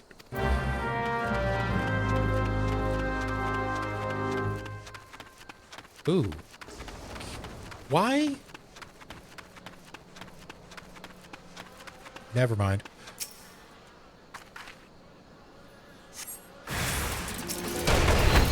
It looks like there's a blue mage party going on over there.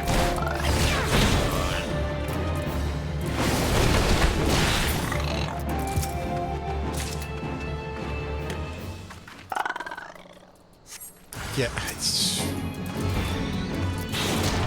that's just the thing you see in Final Fantasy 14 every now and then.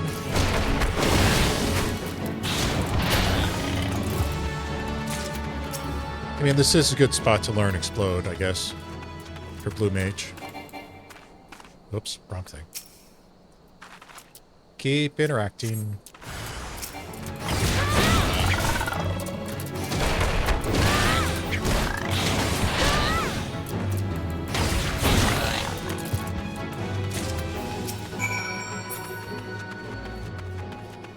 Seriously? 1, 2, 3, 4 people. Why? Never mind. I'm pretty sure I don't want the answer. How'd it fare, friend? Did you find the raw Nashasite? Beautiful, isn't it? Rarer than many stones and more expensive than most. They say the green is the same as the eyes of Nana Shah ul Nasha, who once ruled as the Sultana. This should give Dadaden from his troubles if there's enough left. There's far less here than what I found. I reckon those kobolds made a meal of this stuff. Bloody waste. Yep.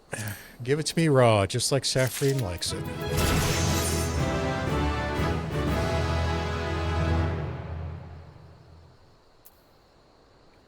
Bronze? Yeah, I'll probably get that chess piece. You like a chance to make some money, right? Then I know just how you can repay your kindness. Swarms of sun midges have been harassing travelers along the road connecting to Horizon. To here, it's gotten so bad that the brass blades have started paying folk to keep the roads clear. If you find it hard to believe that swarms of tiny midges could be so troublesome, then you've never seen a chocobo driven into a frenzy by one. They've already been some terrible accidents. Do your part and slay a few swarms. After that, let Fufulupa know. He'll reward you for your troubles, and maybe even offer you more work. Well, I could have done this for the hunting log, but screw it.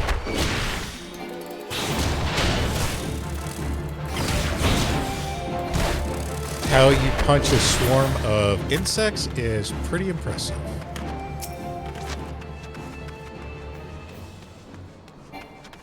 We got to do 4. Yeah, this literally is the hunting log.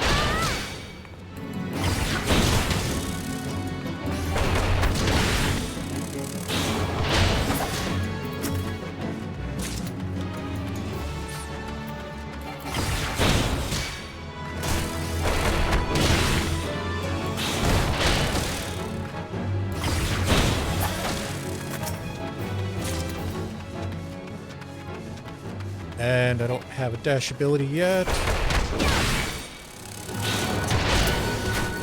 Should go to the 4 slot. Nope, I want to go to Horizon. And talk to the guy. Not that guy, the other guy.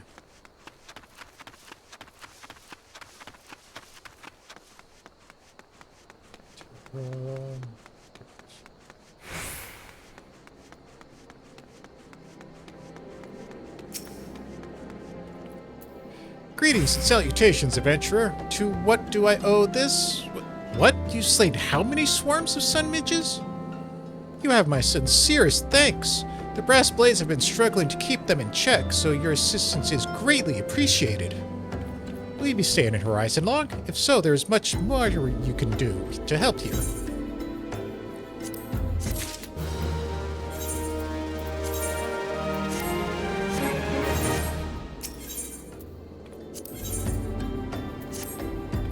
Pray allow me to enlist your aid, brave adventurer. I would have you ascertain the whereabouts of a missive I sent to Lost Hope the other day. Captain Leferick is stationed there. Ever since he was transferred, we've exchanged letters, but never before has it taken this long to receive a reply. And so I fear the courier may have met some misfortune en route. She must have made it to Central Thanalan, or the brass blades that patrol the roads between here and Scorpion's Crossing would have seen something. But if she's made it as far as Blackbrush Station, she would have surely delivered the letter by now. Lost Hope is practically on its doorstep. I suggest you focus your search on the road to Blackbrush Station in Central Thanalan. With luck, you'll find her quickly. Yep, that's on the other way. It's not that far off.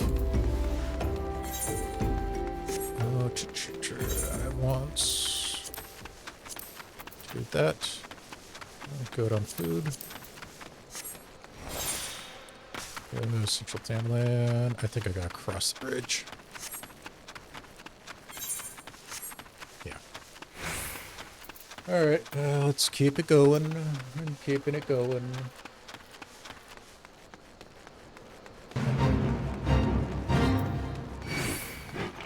Oh, screw off.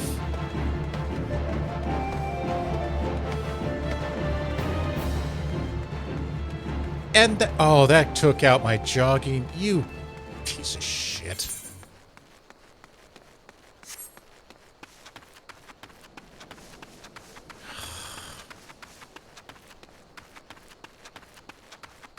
You know, it'd be one thing if jogging disappeared when you got hit, but when you just get thrown into combat like that, that's just frustrating.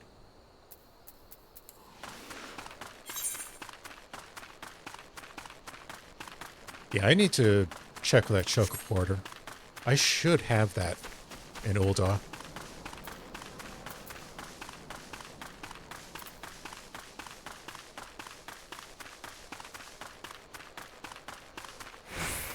Where? Oh, there, no, you. Yep, you.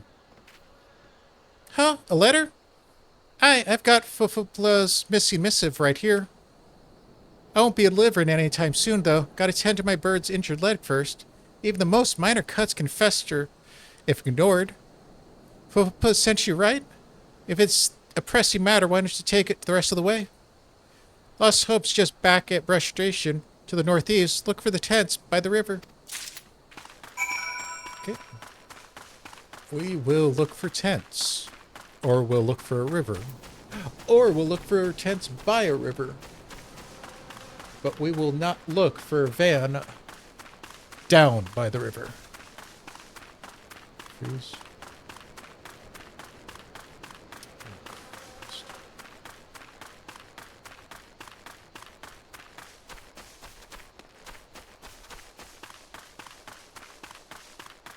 Please.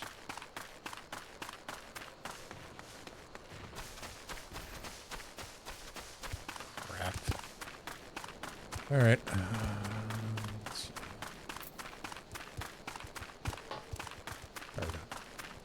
12 remaining. Yeah, let me... Yeah, I did not get this one.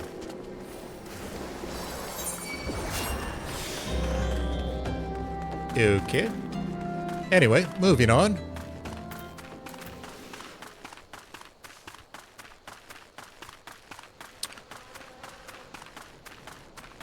Well, there's a river over there. These look like tents. Do you look like a captain?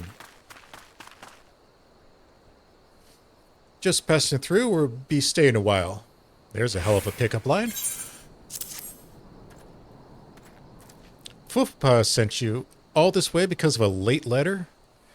Oh, that boy is far too earnest. Despite my demotion, he continues to call me captain. I suspect he has no idea what it means to be transferred to Lost Hope either. Oh, crap. The Brass Blades don't give a yarn's arse about this settlement. No one in Ul'dah does. All here have been forsaken, adventurer, the refugees, their protectors, and you will be too, if you're seen associating with us. Thank you for the leather. Now, for your own good, leave.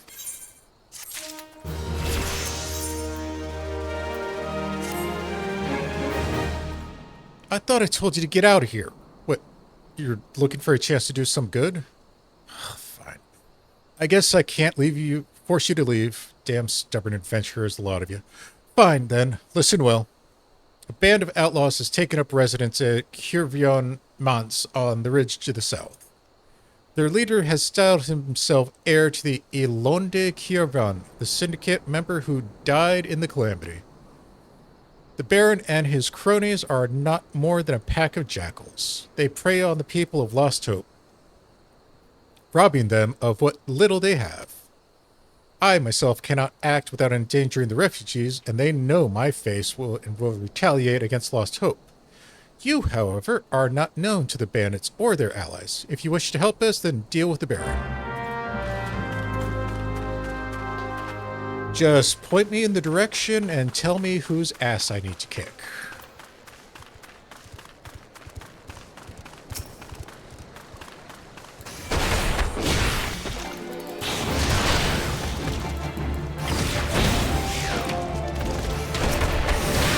Please tell me these are 3. No, it's only 2. Good.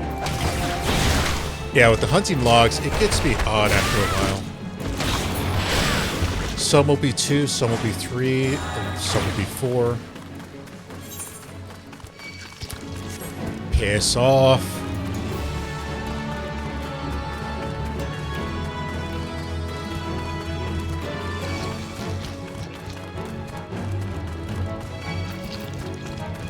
Good God. And there goes Jock. You dicks. Fuck.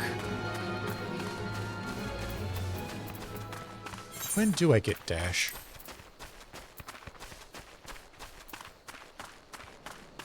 Oh, it's not a pugilist ability.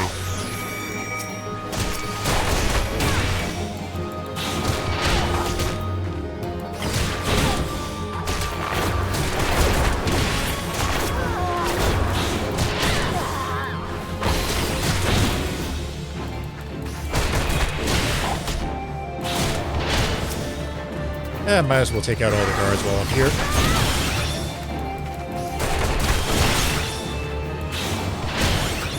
I already got one kill. Oh, that evasion. Bitch.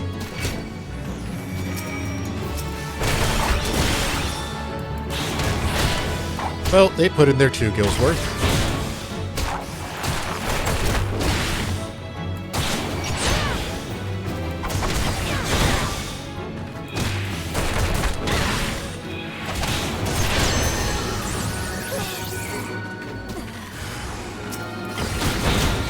Baron von Kiravion III Esquire. Okay.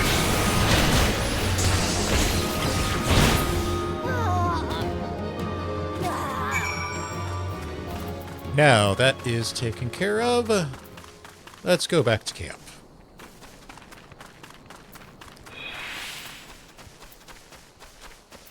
Here are Fairgay, God's Morrow. Stupid ants.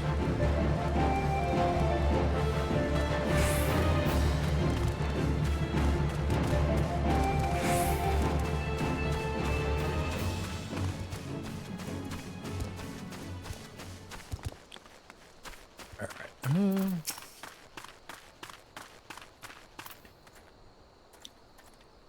So it's done? Good. I hope that wretch died screaming. Ul'dah is prosperous. More prosperous than ever, some say. That may be true for the Syndicate, but none of that wealth has trickled down to the small folk. It's all a mummer's farce. One day I refused to play my part, and so I was made to leave the stage. Aye, my time has passed. Brass blades of the rose must look to others for guidance.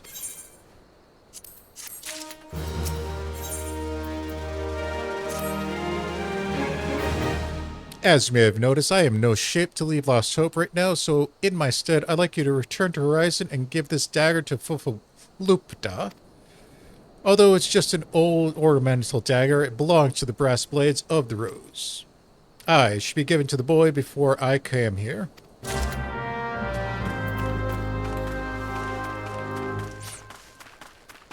Alright, we are passing grade. 9 more to go.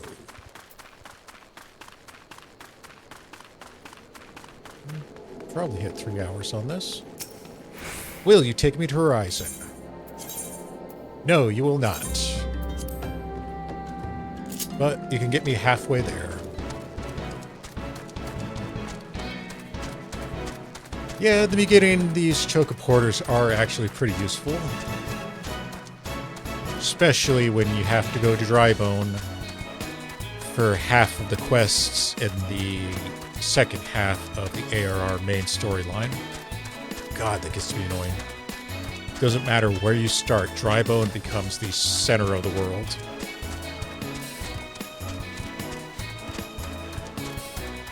Wait, I have these things to take out too? Crap.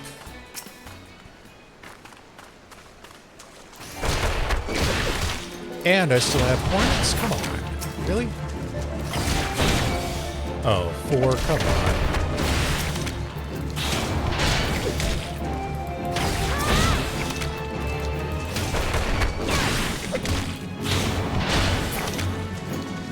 Yeah, the hunting log is definitely something that should be done. Oh, piss off.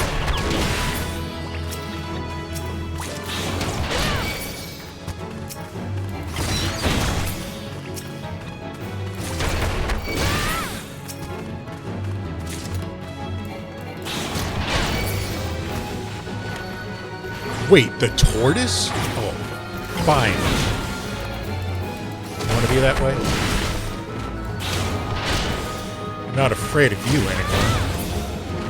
I was 2 hours ago. Why was the tortoise linked to them? That was weird.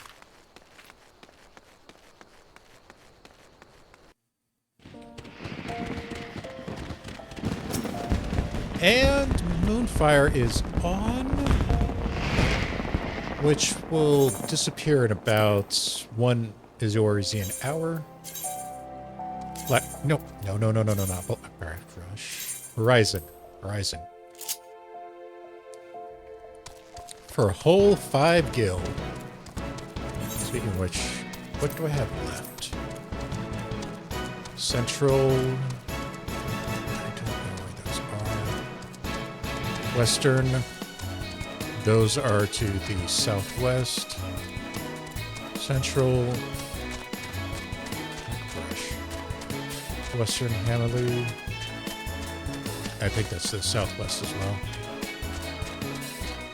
Oh, I know where the goblins are. They're down in there. Well, actually, they're up here, but yeah, they're down there.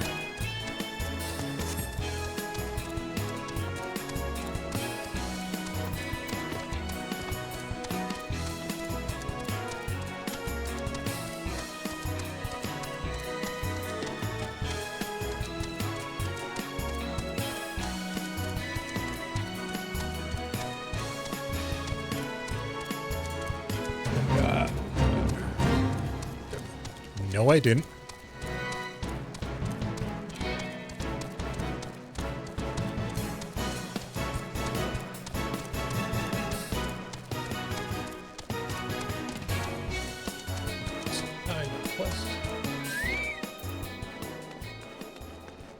Right here. Ah, Saphrine, I received word of Captain Lure the other day. Thank you for delivering the letter for me. Why do you have his dagger? Only a captain of the Brass Blades of the Roses is permitted to possess it. Captain Leferick says I'm to have it? There must be some mistake. He couldn't possibly mean to tell that. No, of course not. I'm not worthy to wield it. Nevertheless, I shall respect the captain's wishes and take the dagger into my safekeeping until he comes to reclaim it.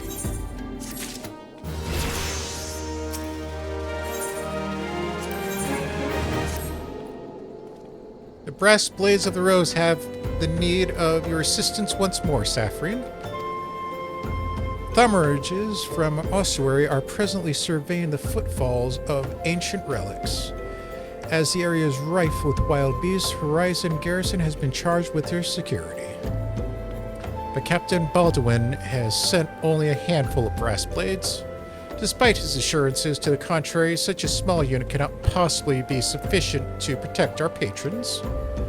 I would have you offer your assistance to my comrades. Pray travel to the Footfalls and speak with Tutoruna.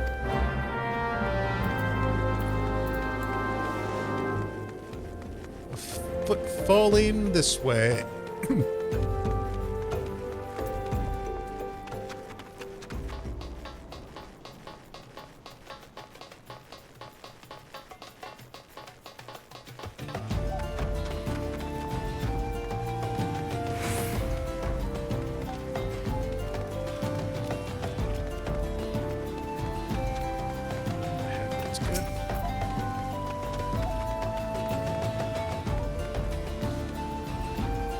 A bleeding adventure, come to help.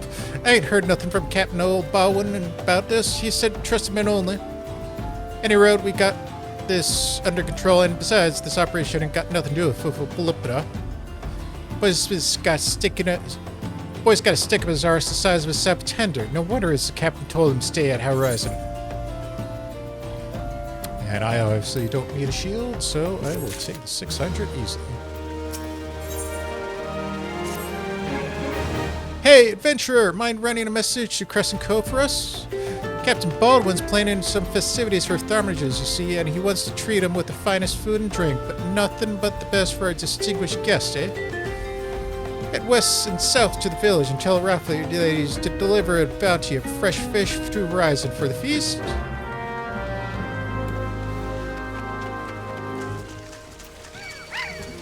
Oh, fuck off.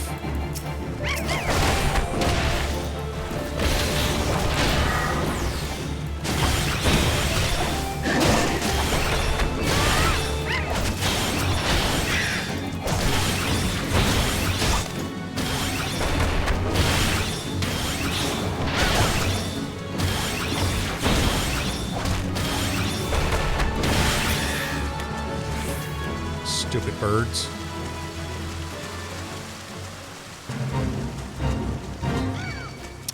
God damn it. I don't want... Whatever.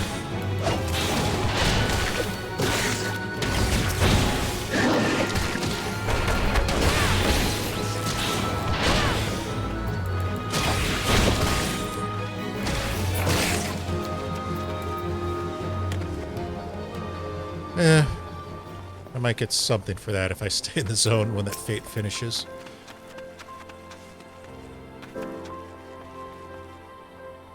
Fresh fish for Captain Baldwin? Of course, of course. We'll do our best, madam. Unfortunately, we've had a poor catch recent days on account of the rough seas. More boats should be returning soon, but I cannot promise their catch will please. But don't worry, my lady. The captain will have his fish. I swear it. Alright.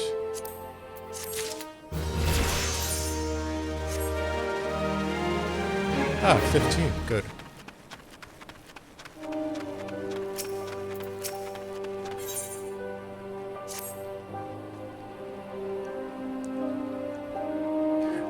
You're an adventurer, are you not? I know this is sudden, but I have no one else to turn to. Last night, a gang of bandits from the Givin Mounts were within their cups, and I overheard them discussing their plans. It seems they've come to collect gemstones stolen from Copperbell mines. Nasht, I think I heard one say. They are to meet with their co-conspirators soon at the Footfalls. What did you say?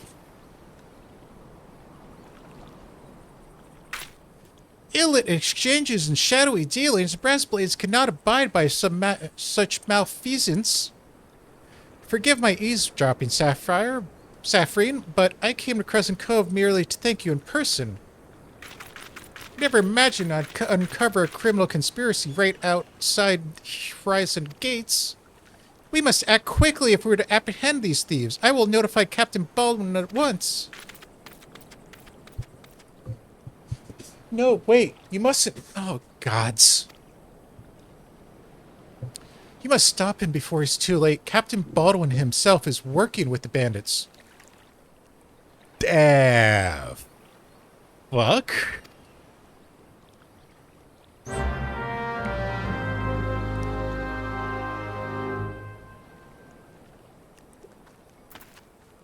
Well...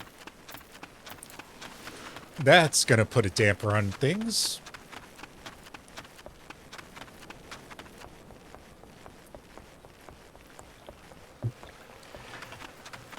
But why is that not surprising? That a high-ranking official and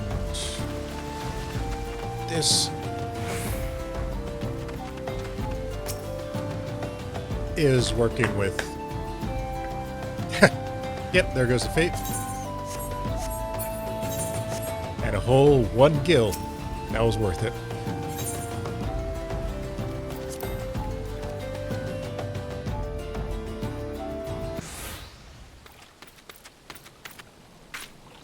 Captain Baldwin, sir, I've discovered something shocking, something horrible. Someone's been stealing gemstones from the Copperbell mines and, Wait, those gauntlets, those boots. Why, you're one of Quarian's men. Sir, that man's a thief and a scoundrel. And? What of it? His coin's good. That's what counts. What? Captain Baldwin, are you working with these men? It cannot be. I told you to stay in Horizon, Fufulupa. It didn't have to be like this. They'd get their Nasha sight, I'd get my gill, and no one would be the wiser. But, sir, what if your crimes are uncovered? What if Lord Lolorito finds out? You goddamn fool, don't you see? I'm acting under the authority of Lolorito himself. No, it can't be true. Why do you think the people joined the Brass Blades, Fufulupa? To serve and protect? We're not the bloody flames here. We do this for the coin. You there, adventurer. Do you remember me? Well, I remember you. Wait, weren't you the third? I am Sir Baron von Curia IV, Esquire. You killed my brother. Now I'm going to return the favor. Yeah, that explains the fourth. Well, that settles it. It's clearly in everyone's best interest that both of you die. Excuse me. I gotta deal with this asshole.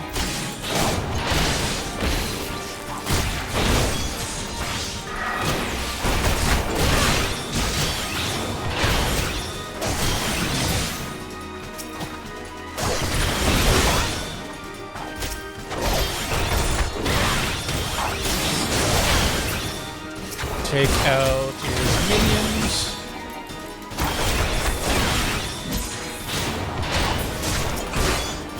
Now we can deal with you.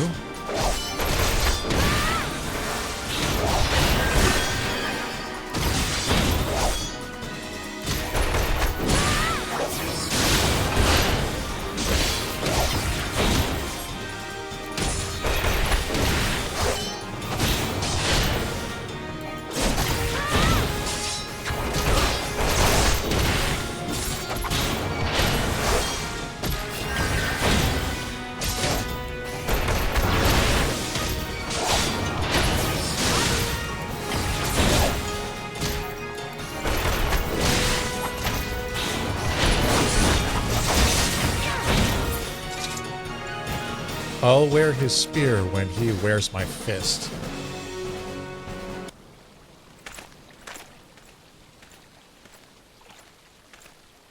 That's enough, Baldwin. Your partner is dead and your plans are undone. You've no reason left to fight. Stay out of this, Lefric. I don't take orders from you.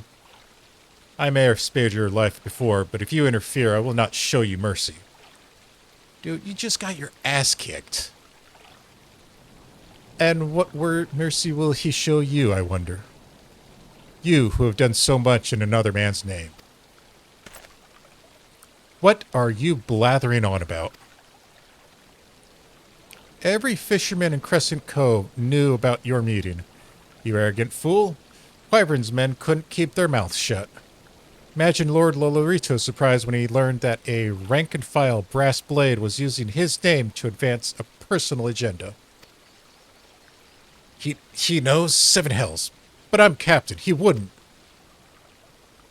I was once a captain too, remember? And we both know what happened to me. Well fought, boy. You've done the brass blades of the Rose proud. Captain Lefric, Captain Baldwin. He said that Lord Lolorito wouldn't waste his time on a small-scale smuggling operation. This is all Baldwin's doing. What else did he say? That all of our brethren are no better? And that each and every one of us cared not but coin? Huh. Mere excuses justify his schemes. We've no shortage of greedy sods, but some who'd probably sell their own mothers into slavery if the price was right. But there are men like you, Fufulupa. men good and true, whom the small folk respect. Which is why I gave you the dagger. The brass blades of the roads need a leader with honor, and you're the most honorable man I know. Captain! Thank you for all your help, Saphrine. Captain and I will escort Captain Baldwin back to Horizon. Pray visit me in town when you next return.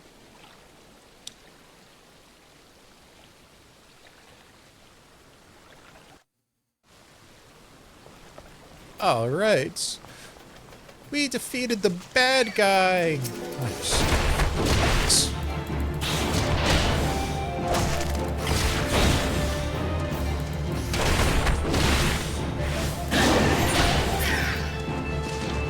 Alright, get out of combat. Let me see. Yeah. Put that.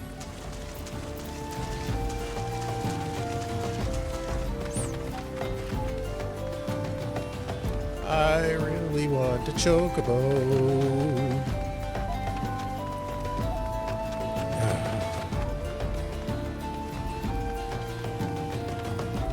Get him! Go get him! You get him good.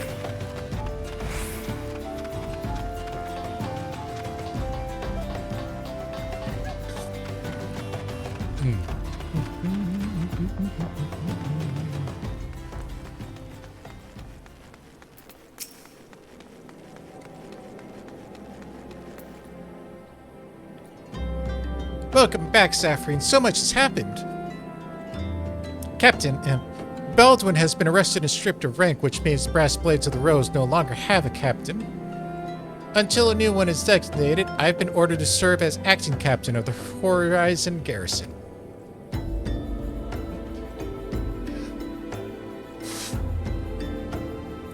Though doubtless this is only a temporary arrangement, I will do my utmost to represent my brethren and protect the people of Horizon. Thank you, Saphrine, for your service to the Sultanate. You are a true hero. Yeah, that's useless. I salute you, honored friend. As acting captain, I should be much obliged if you would grant me a personal request. In our efforts to ascertain the full extent of the former captain's corruption, we have been poring over his personal correspondence. Our search unearthed this sealed letter addressed to a man named Owen, but he is one of the Sultan's sworn elite. I can think of no reason why he should have any dealings with Baldwin. We know now that the former captain was consulting with a coalition of criminals. Could it be that Owen was one too? This letter may serve as evidence of their collusion, so I dare not tamper with it myself. But given the evidence of recent days, I knew not whom to trust with this information. Until now, I have chosen you, Saphrine. Pray, bear the letter to Mistress Momody of the Quicksand and relate the circumstances of its discovery.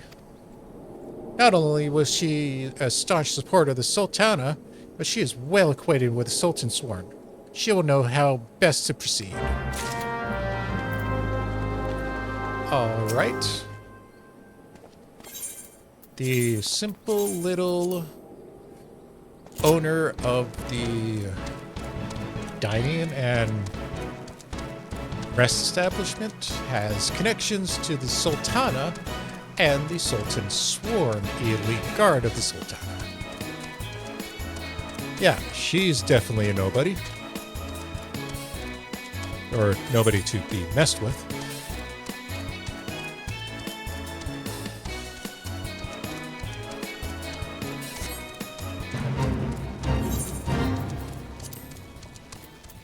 Let's see.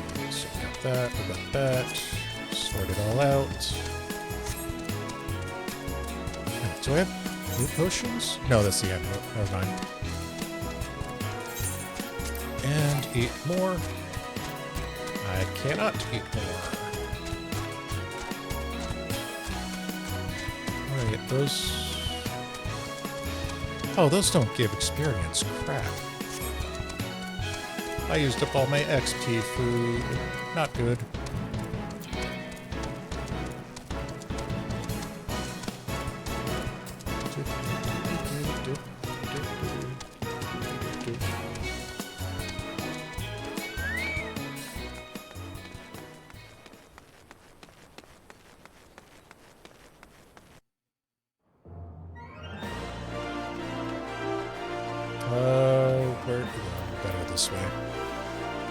Gotta go backwards to go forward.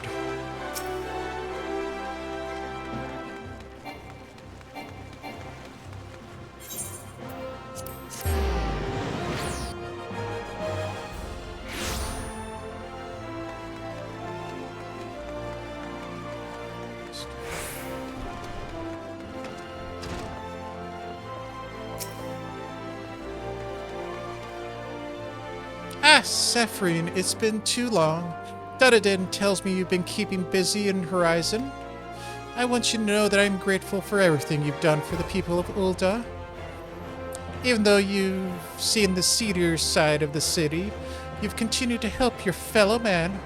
Believe me, the folk around here love you for it. What's this? You look like you've got something to say. Nope, but I got something to deliver.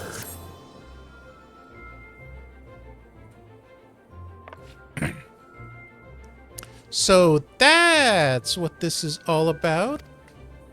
Fufulupa's thinking Owain might have been in league with Baldwin? That this letter could be proof of something shady? Well, he needn't worry. Owain's loyal as sworn as I've ever known. I haven't the foggiest what this says, but... Wait a minute. Wasn't Owain the one who... Oh, hells, I've got a bad feeling about this. Listen, Saphrine, I think I know what this is all about, but I need you to swear to keep it quiet.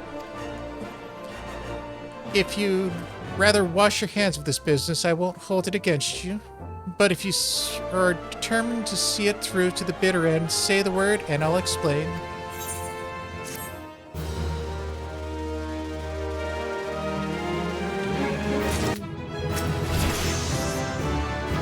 Can I count on your discretion, Saphrine? If so, then listen closely.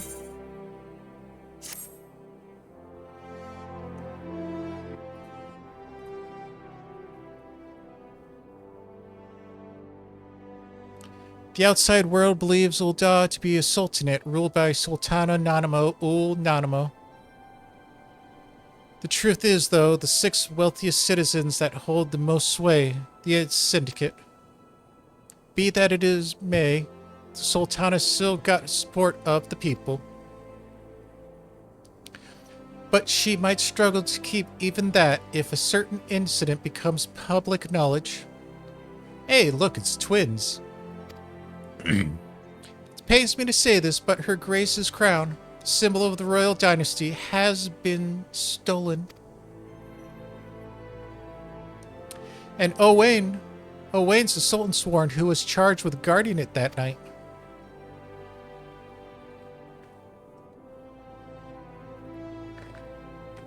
I'd bet anything this letter was written by the bastard who made off with his crown. It can't be a coincidence that a man we know has been fraternizing with thieves that had a letter for Owain of all people all this time. You need to take this to the man himself, Saphrine. Tell Momedy sent you, and that it concerns a lost heirloom. If it looks as though the fellow needs help, I want you to lend it to him.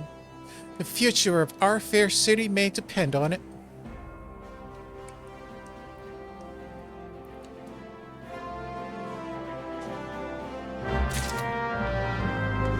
Off to... crap, I don't know where. Okay, we're going into the other part of Ul'dah now. So... let's see if we can pick up other Aetherites along the way.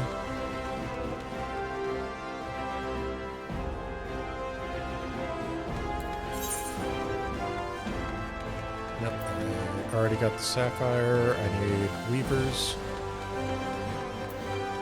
Ah, crap, that's going to take me out of the way too much. Screw it. We just freeball this shit.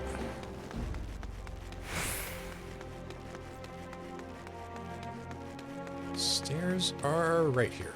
Okay.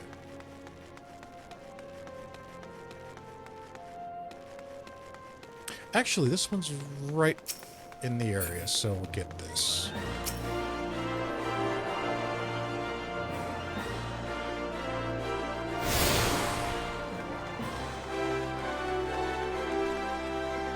And up the stairs we go and go and go and go and go. These are a lot of stairs and go. And there's more stairs. And we have finally got here.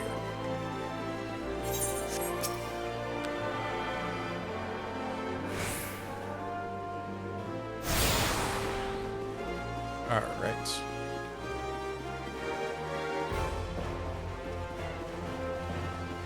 To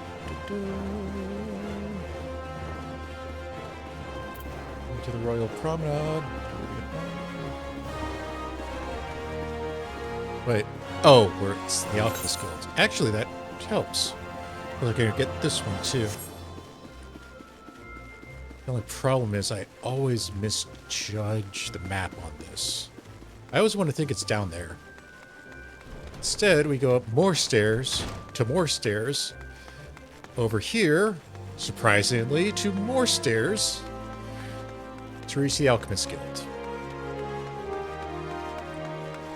Yep, okay, we're here. And we're gonna pick up this little ether right over here.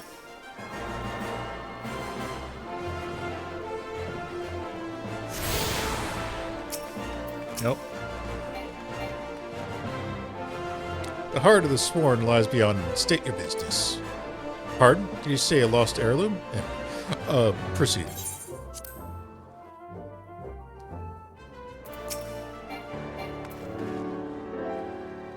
Well, mad adventurer, what brings you here this day? A letter? Very well, let's see it.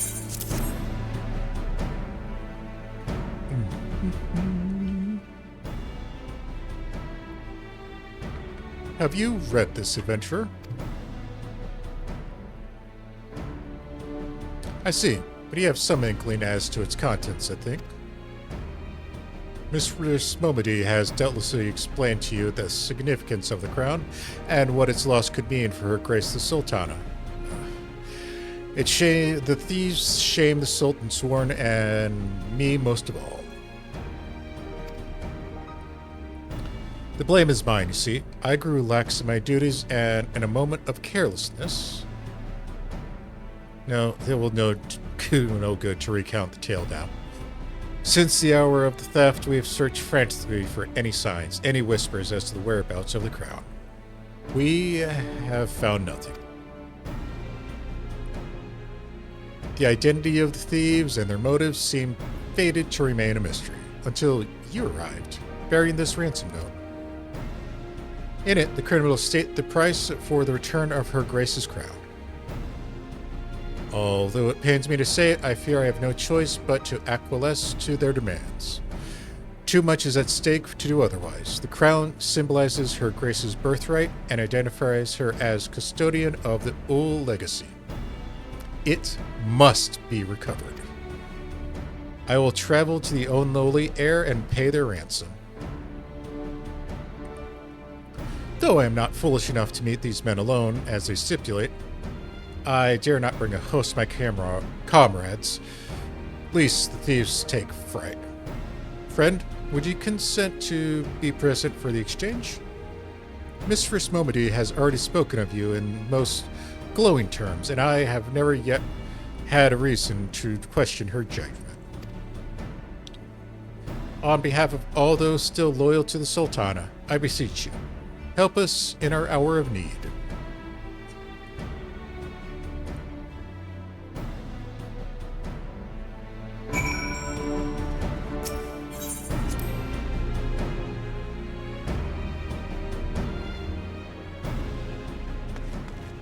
Where are we going? Oh, out by Black Brush, okay. So we are going to take the Choco order. It's over there.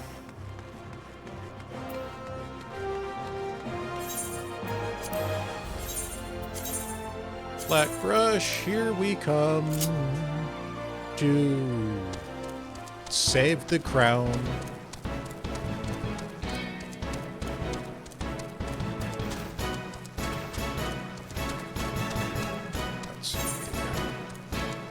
So we're gonna head across the river. Oh, it's about stupid frogs. Crap. I hate this area. These frogs are a massive pain in the ass.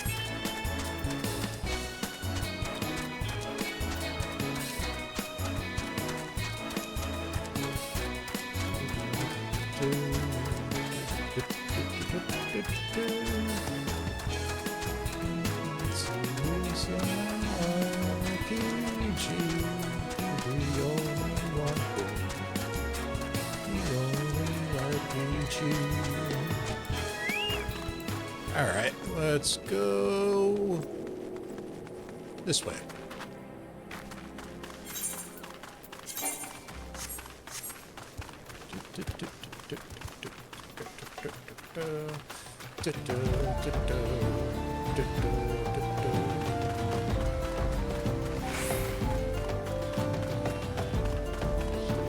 Four after this.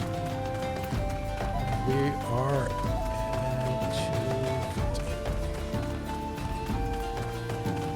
Please tell me these frogs aren't on the list. Good. I hate these bastards. I hate every iteration of these bastards. The only thing good about them is the blue mage spell you learn.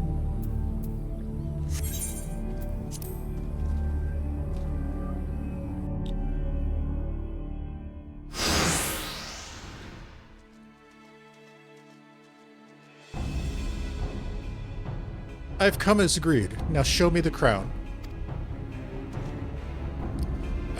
You'll have your precious crown once we've been duly compensated. Do you think me a fool? What assurances do I have that you'll honor your part of the agreement? Now, Owen. You're the least trustworthy man here. Not only was the crown stolen on your watch, but it looks to me as if you violated the terms of our exchange. Did we not say that you were to come alone? And given that you are not alone, what guarantees that there isn't a company of archers surrounding us even as we speak, ready to feather me and my men the moment we catch a glimpse of the crown? You may mock our trust. The deal's off. Wait, here's your payment as promised.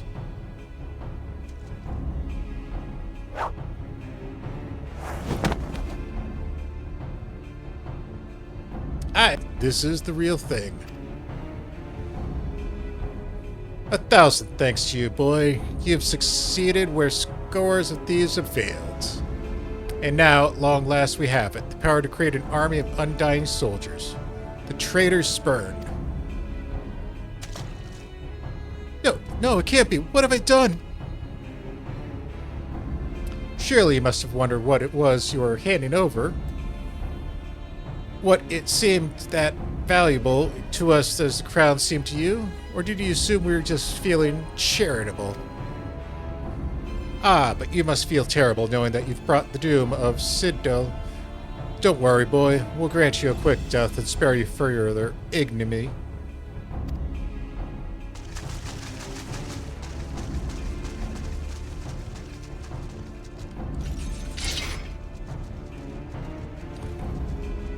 There are too many, Saphrine. Run! Run while you can. I will do my duty. It is your duty to serve the Sultana, lad, and you'll be doing it for the good while it...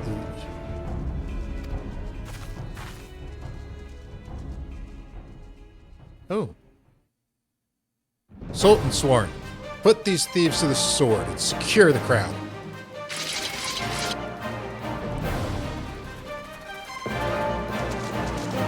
Sultan sworn. No matter. Kill them all.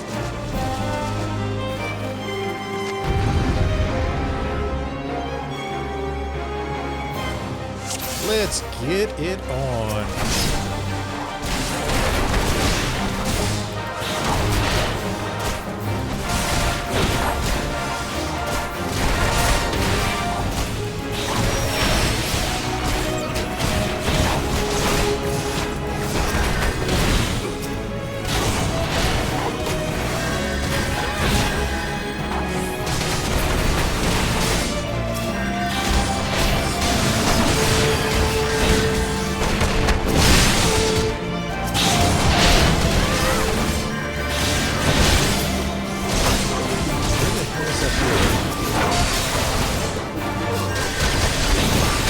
Oh, no, the healing's on our side.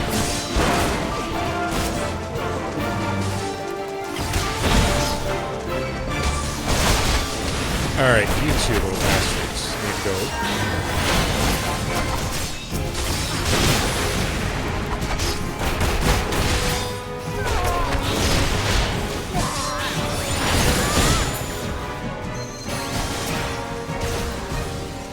Clear out as much as we can.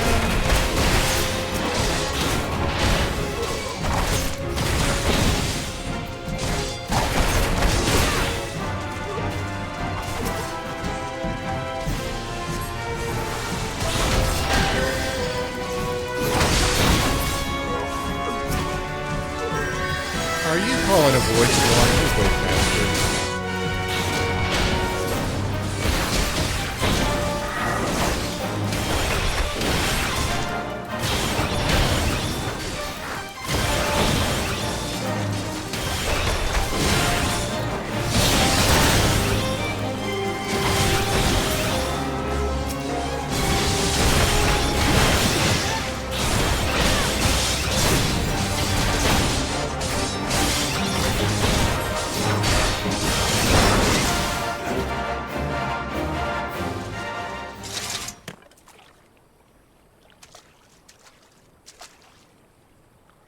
Master Papashin, but why? How?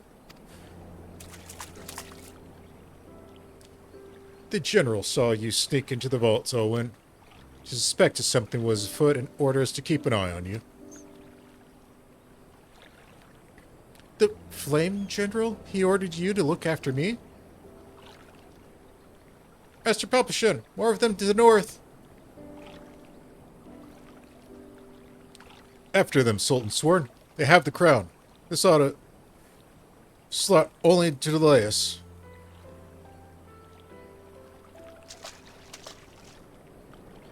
Let us speak again back in the city. But I want to join the fight too. Oh, it's you. The source of her strength becomes clear. You may have bested the golem, but you will not fare so well this day.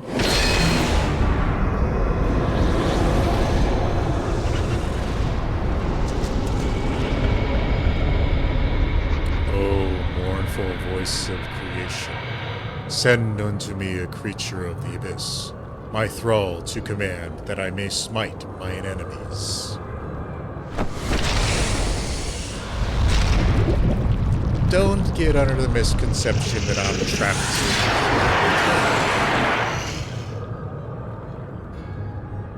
Your very being imperils the plan. You cannot be suffered to live.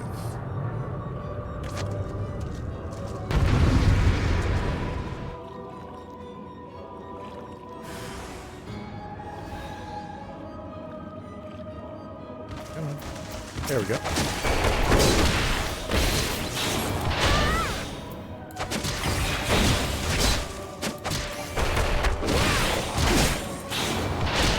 Yeah, you just sit over there and watch. You're next, buddy.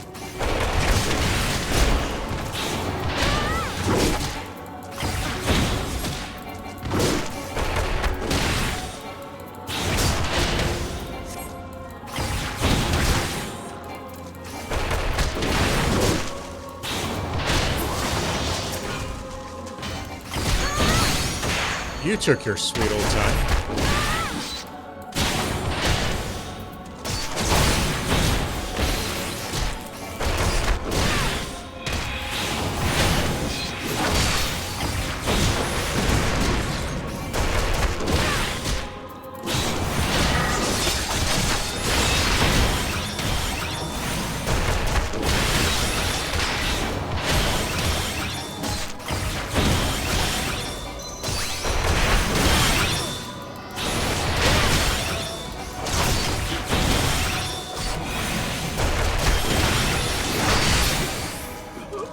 And there he goes.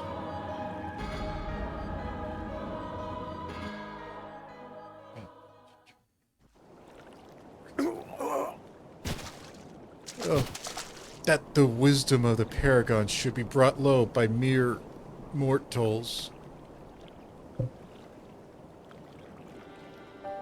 Paragons? This is truly a disturbing revelation. We had long suspect the involvement of the Bringers of Chaos, Ascians to give their true name.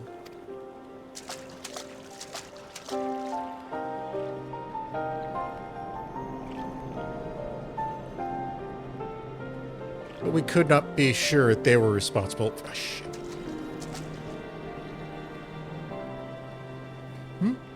Have we Charlene's crossed paths with Ascians before? Well, we certainly... Wait. I don't recall telling you about my homeland. Ah, yes, that's right. You're one of the gifted. You know, this marks the third time I found you in the midst of trouble. If I didn't know any better, I'd say you're a lodestone for it. Anyway, I'm glad I started following you around. Who knows what grand conspiracy you'll stumble upon next?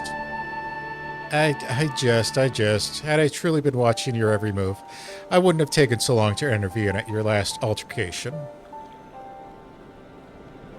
But all's well that ends well, eh? Our masked friend is no more, and while I very much doubt we've seen the last of his kind, his demise will likely grant us some respite.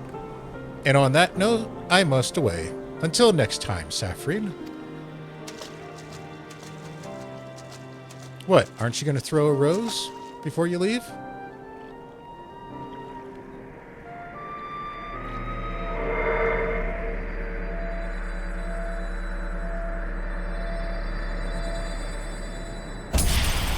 Aww. I don't get to add another one to the collection. Bummer.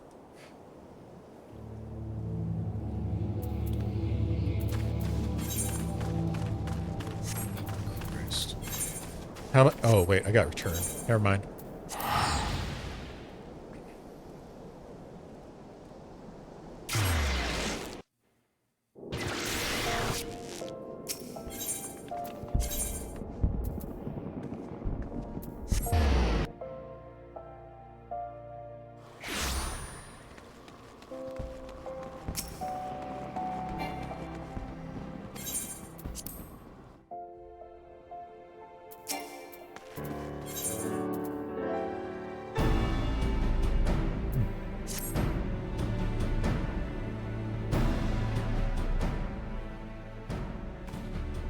Does it surprise you to see me dressed so, Saphrine? I was once a Sultan sworn, you know, though it's been 15 years since I put down my sword and took up the role of station master. It is a capacity in which I am no less proud to serve, lest you doubt.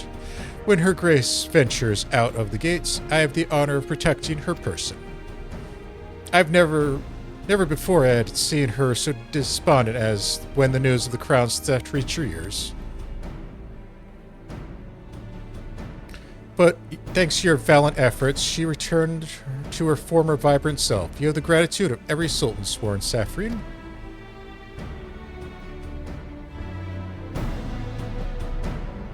Exalted vessel of Ul'dahn, guardian of Thanalan, 17th ascendant to the throne of Ul'dah, Her Royal Majesty, Nanamo Ul'namo presides.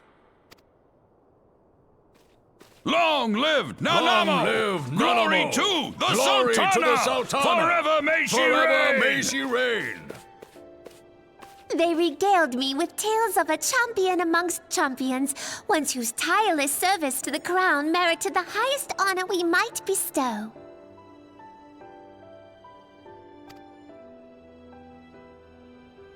Never did it occur to me that it might be you. Bring it forth!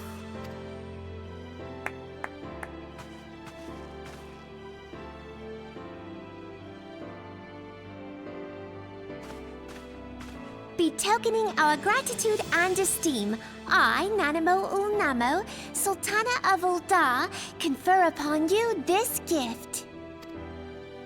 Reborn, Your Grace. see to it that our champion is my personal guest at the banquet. As you command, Your Grace.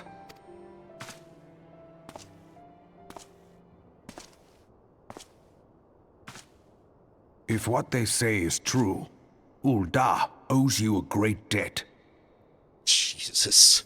He's huge. I am Reborn al-Din. With the consent of Her Grace, I oversee the affairs of the Sultanate. Brave souls are few and far between in these times. I count my blessings when I find one. Her Grace invites you to join her at the coming banquet. I trust I will see you there. An honor, Huzzah! indeed. Come, hero! Until then, for the sake of Her Grace and the glory of the Sultanate, may you walk in the light of the crystal.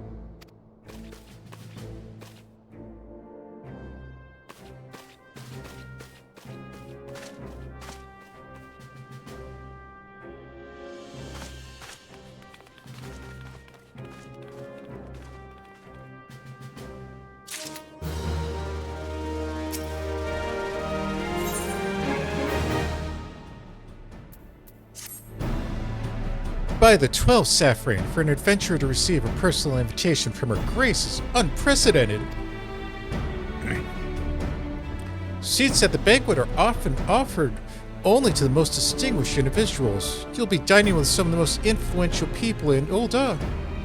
There are, of course, certain protocols that must be observed, but I am no authority on them. Fear not, however. Mistress Momody has long been responsible for familiarizing foreign guests with our customs. Pray return to the quicksand and speak with her. She'll tell you all you need to know.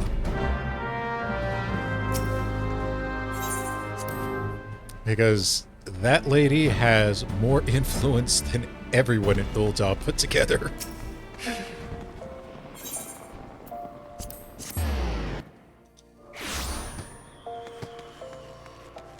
Alright. Let's go find a banquet. And see how much we can stuff in our mouth. Welcome back, Saphrine, and congratulations on your invite to the big soiree. To be honest, I never imagined I'd be explaining these procedures to you. It's usually only for foreign dignitaries who get to hear me prattle on and on about royal traditions. Any road, I know you're a busy woman, so I'll keep it short and sweet. In accordance with ancient customs, all guests at the banquet are required to wear a pair of ceremonial earrings made specially for the occasion. They're meant to symbolize... Actually, forget about that. This was meant to be the short version. Being of design unique to the occasion, the earrings serve as a security measure. The Sultan sworn won't let you near the hall without them. You should set your set should be ready and waiting for you at the Goldsmith Guild. Miss Serendipity is expecting you, so you want to head down there now. Once you got them, bring them back here and we'll continue.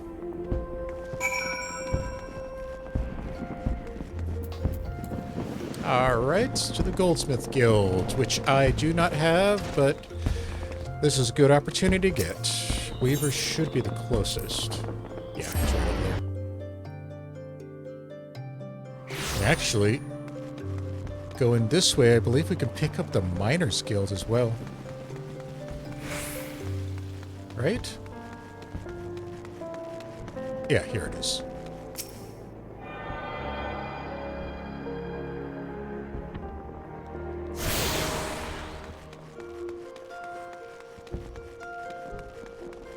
And we'll pick up the goldsmiths.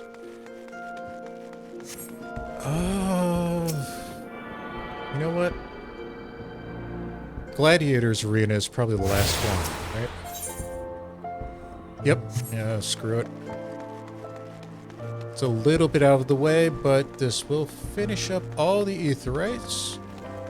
I didn't think I'd be able to get this in this video.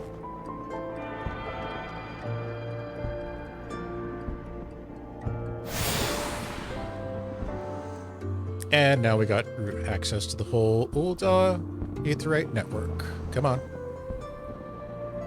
You can finish your messages later. Jeez.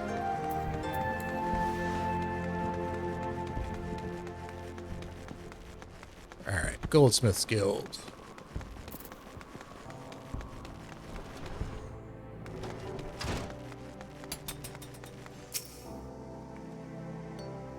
Greetings! Is there something I can help you with?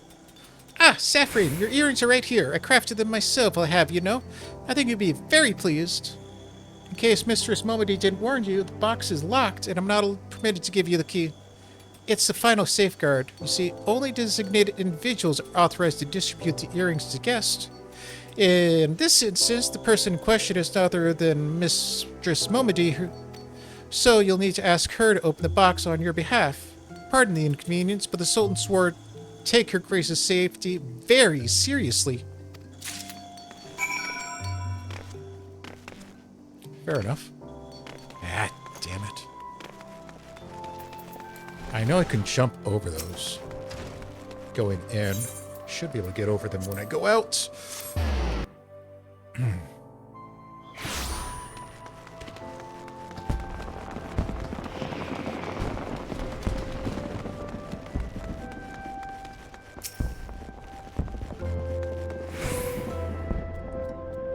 Picked up your earrings yet, Saphrine? Let me see. Huh. Well, now look who's Grandmaster outdid herself with this pair. Best take good care of these earrings. If they fell into the wrong hands, God knows what might happen. Now then, I hope you're feeling sociable, Saphrine, because you're about to hobnob with Ul'dah's elite. Let me know when you're ready to head to the banquet. So, figures. Alright. This is it, Saphrine. Your big debut in Ul'dahn society. The banquet's being held in the Fragrant Chamber. Head over to the Royal Promenade and Bartholomew will show you in. Oh, but be sure to put on your earring first or he'll send you packing. Great, well, I reckon that's everything. Try not to let all the pomp and ceremony get you. Just be yourself and you'll be fine.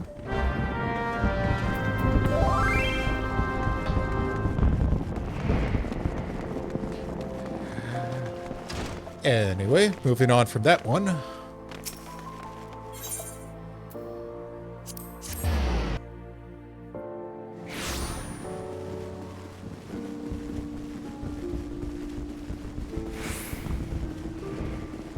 It's not even on the same server. Okay.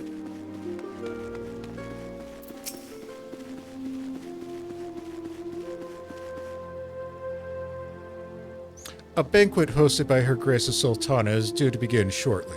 Attendance is by invitation only. Please make your way for arriving guests.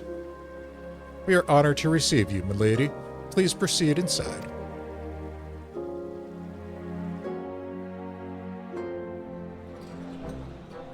3 more to go. Where's the food? What kind of banquet doesn't have food? All hail the Sultana!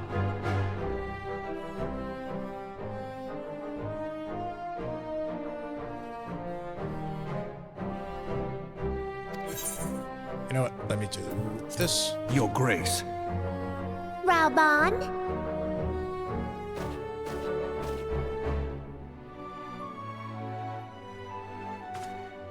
By right of the Royal House of Ul, I, Nanamo, 17th of my line, have summoned you here.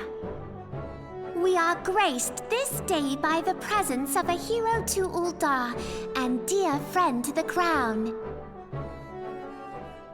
Honored guests, I give you our champion!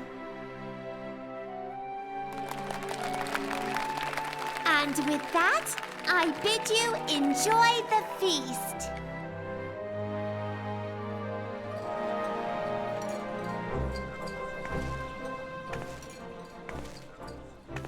Praise unto the cameraman for that panty Not shot. to spoil your appetite, but Ul'dah is hardly so bountiful as this meal would have you believe. While we gorge ourselves, children starve in the streets. Nor can her grace do aught to help them. She is thwarted at every turn by those on the Syndicate who derive their wealth from the workers' poverty. Beneath her mask of stately serenity, she is aghast at the plight of her subjects. But there will be no hope for the masses until the crown is restored to power. I am truly grateful for all you have done for Ul'dah, but there is so much more to do. That light, what is it?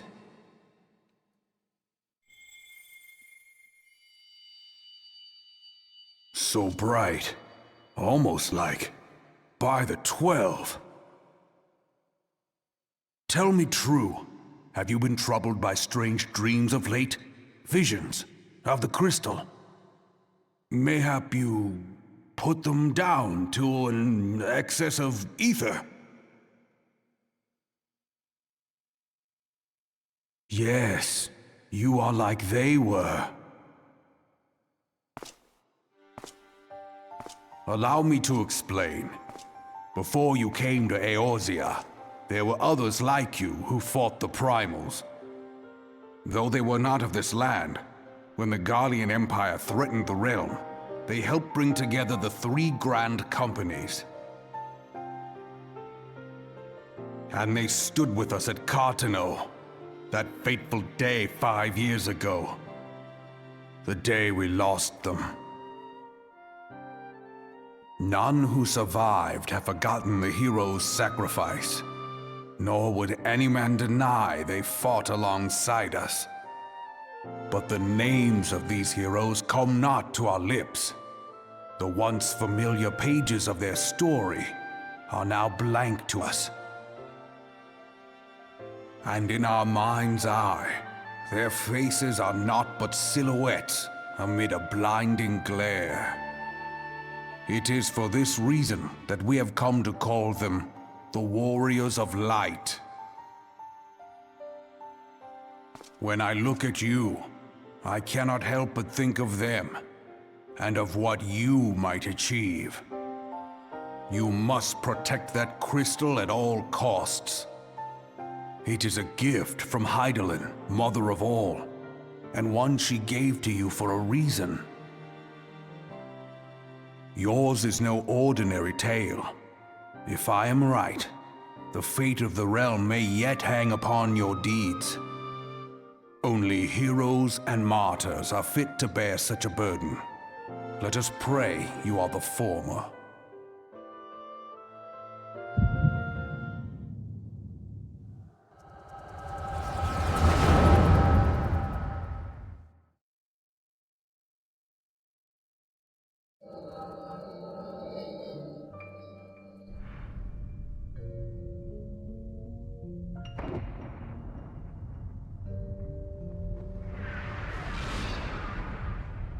Well, it's time to see the fall of Dalamud.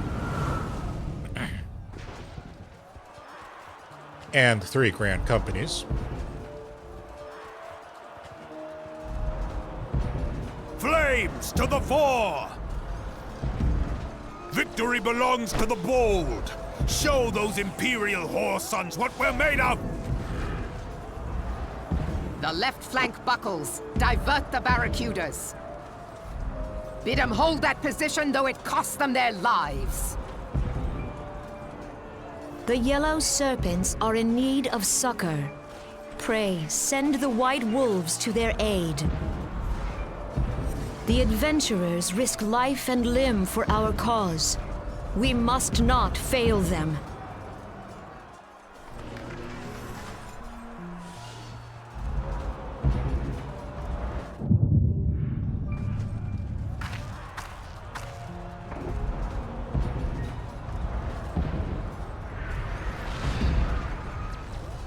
Is aught amiss? No, it is nothing.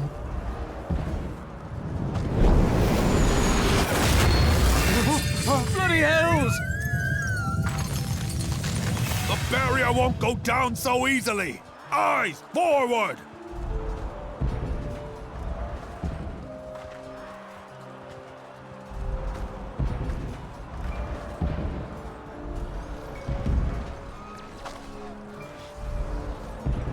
We are being watched.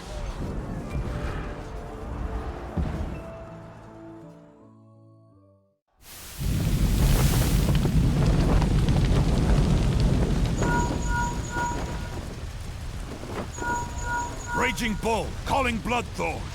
Bloodthorn, respond! Respond, damn you!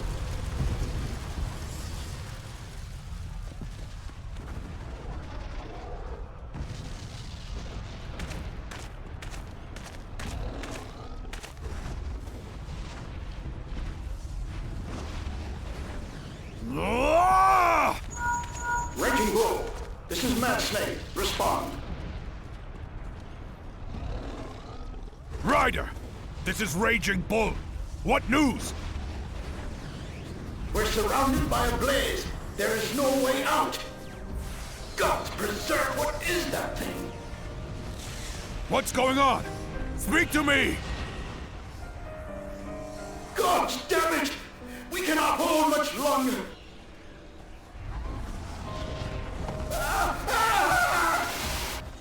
Mad Snake! Mad Snake! Answer me! So this is the part where Bahamut was released, and the tide of the battle turned. Damn it! Damn it all to the 7th hell! And basically What no of the one barracudas? Can they not be reached? was able to survive. Sorry, Admiral. Shell's not working. What of our own?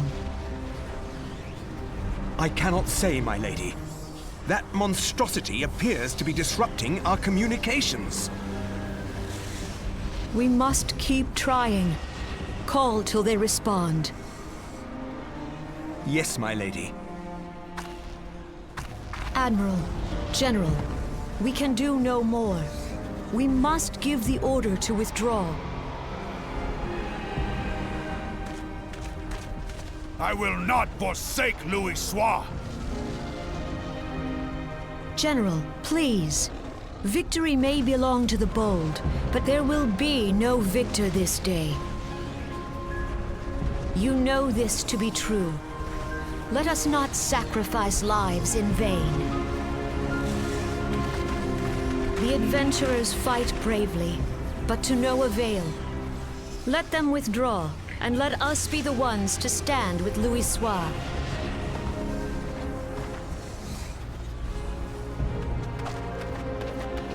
Belay previous orders. All Maelstrom units are commanded to fall back, effective immediately. Give the foreign levy priority.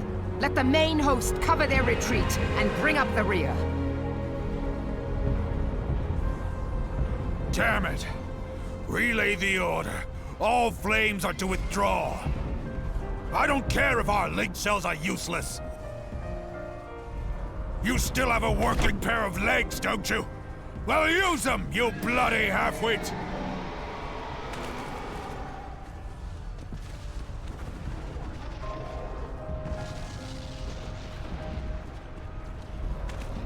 The outcome of this battle was long since decided.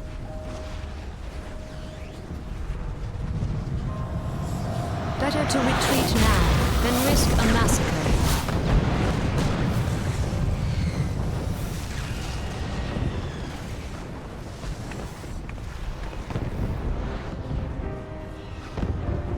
This dark, stifling presence. Who or what?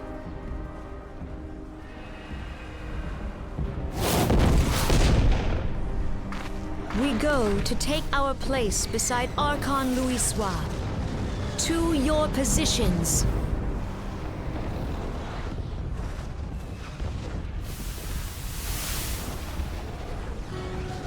Kasbamul, Soginin Moise Donzul. Logalo, Asawad Takin Bet Mubut.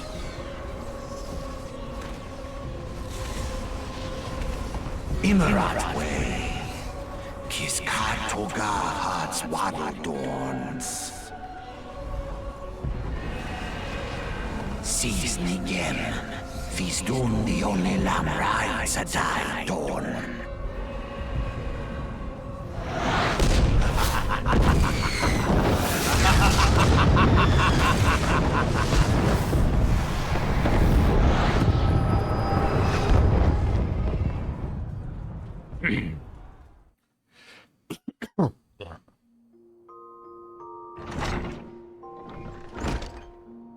Oh, somebody got wasted.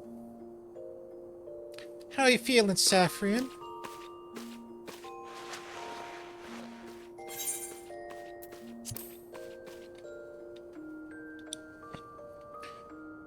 They said you fainted in the middle of one of General's stories. Had to carry you back to the hourglass.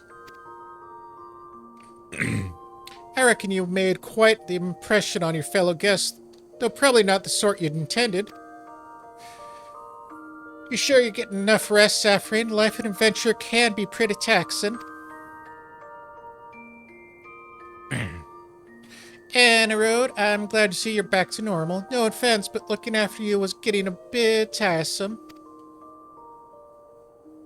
Oh, before I forgot, General left a message for you. Said that when you're feeling up to it, you should come see him at the Hall of Flames. Probably wants to finish the story he was telling you when you fell asleep.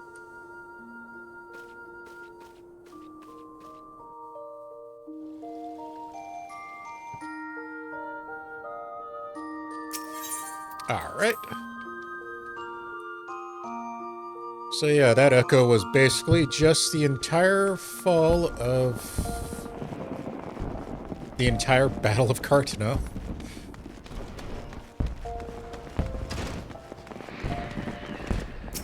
Yeah, and after those events, they met up with Louisoix, and that's where they got teleported away during his sacrifice. So, part of that is the reason why they don't remember crap, especially about the Warriors of Light.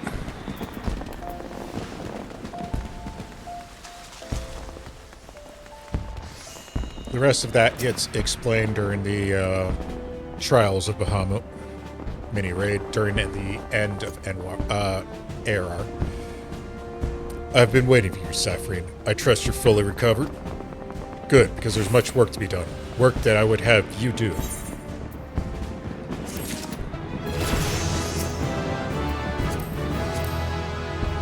Listen well, Saphrine, this may take some time to explain.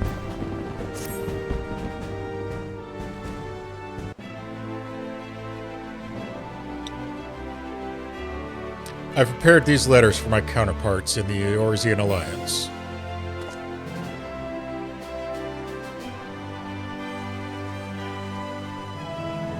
"5 years ago, we took on Powerless as our brothers and sisters were taken from us at Cartano, first by the Garleans, then by the thrice-damned Primal called forth by their treachery. Not a day goes by that I do not think of my fallen comrades. And of the Warriors of Light, of whom no trace remained.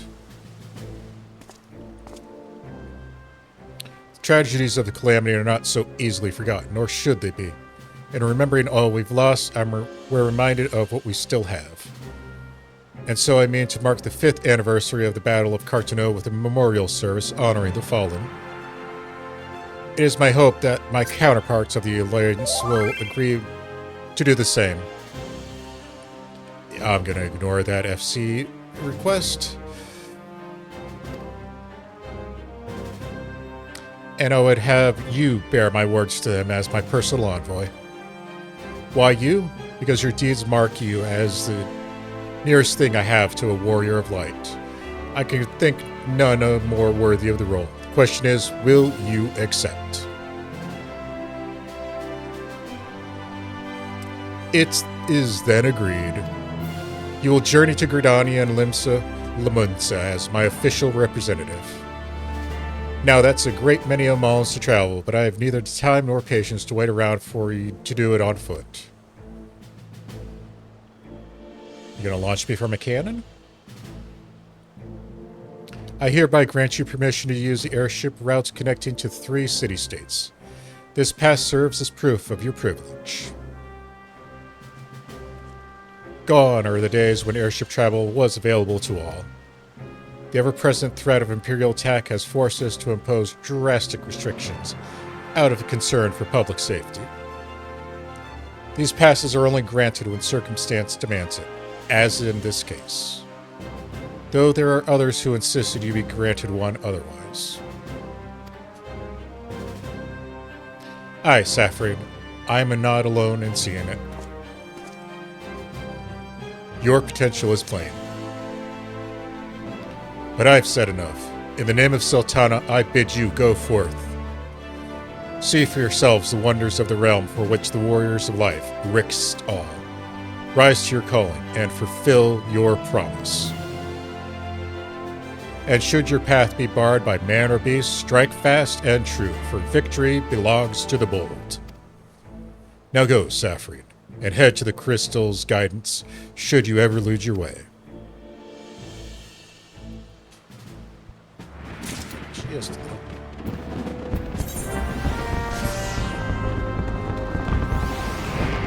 I'll have to deal with that and edit.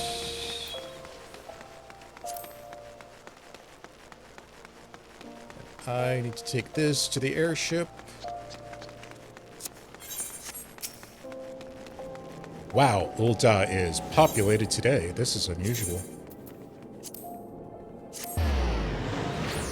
But then again, what was it? I think it was last Saturday. Let's head to Limsa first. Wait, what? The fuck do you mean? Oh, why do I gotta talk to Momedy?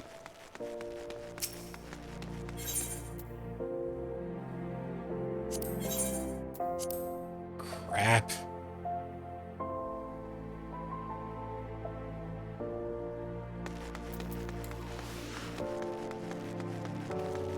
Seriously, why do I have to talk to Momedy? I already got the pass to the airship.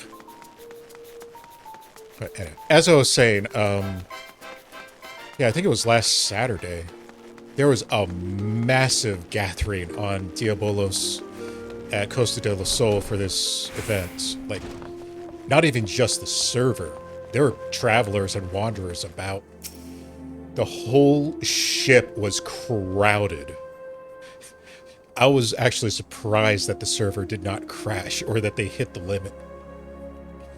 It was to the point where it almost felt like we were going to have instanced for Costa del Sol.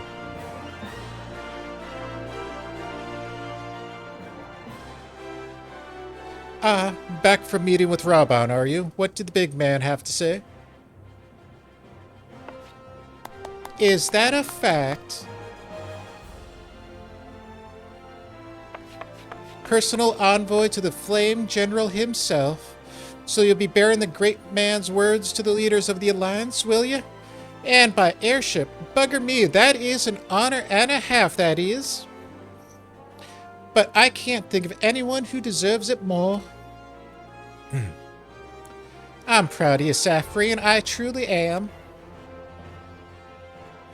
Now, I dare say Raban told you there's not many people that go on airships these days. In fact, most folk go to their graves having never once seen as yours here from above. Poor buggers shuffle off to meet Thal, having never known the blues of Limsa's shimmering seas or the myriad greens of leafy Gridania. But not you, Saphrine. You'll see those sights and more, and everywhere you go, you'll find fascinating folk with fascinating tales to tell. People you meet, the places you go, savor those experiences, for they are priceless, all. Saying that, it would be remiss of me if I didn't remind you to be careful out there. Ul'dah ain't the only place beset by troubles, and you'll discover when you visit Limsa and Gridania. Truth be told, that might well be exactly what the General wants you to realize.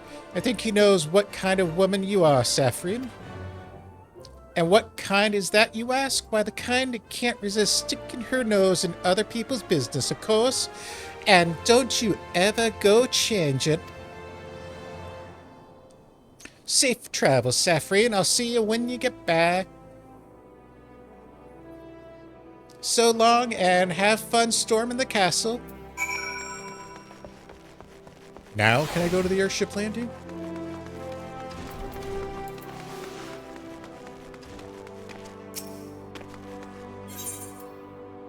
Where the hell was it? There it is.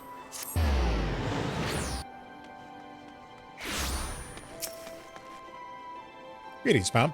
This reservation counter is for passengers traveling to Limsa. If I'm not mistaken, you are the Flame General's envoy, Saphrine Kanekuro. Race. High Winds Skyways is at your service. Will you be flying with us today?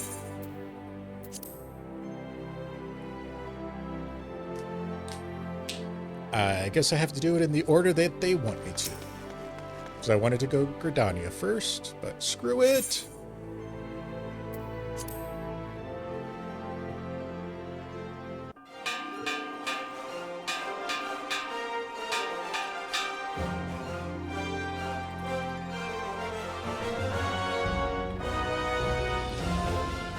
Attention, all passengers. The airship bound for Limsa is about to depart. Please make your way for the boarding gate.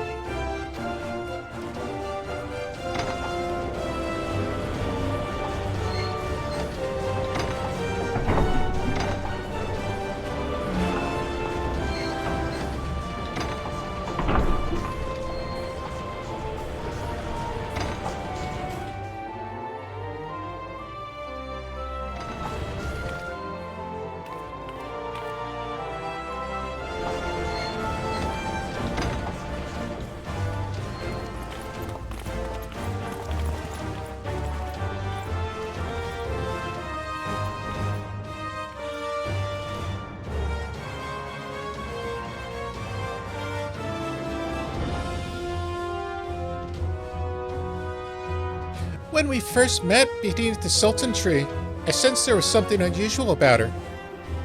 I wonder if they feel the same. Godspeed, Saphrine, Godspeed. If I'm right, they'll be singing your praises from here to Far Reach before long. May you always walk in the light of the crystal.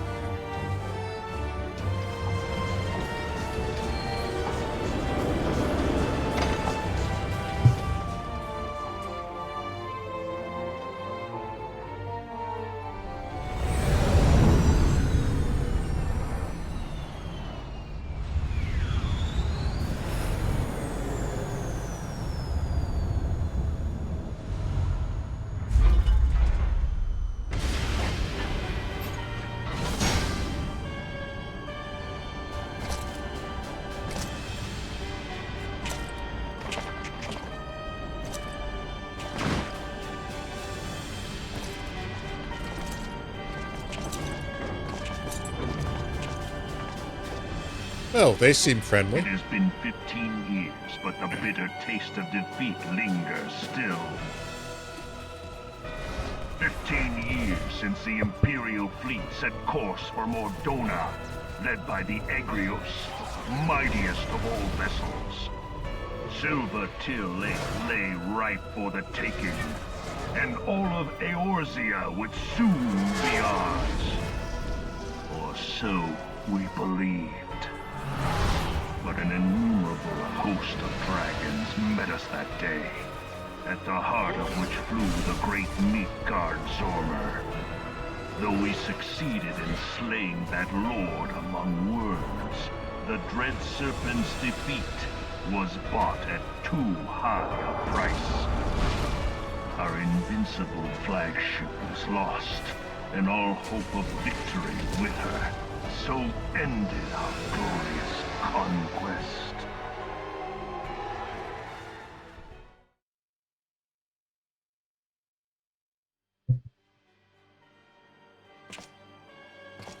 Eorzea, a blighted realm, riddled with false gods.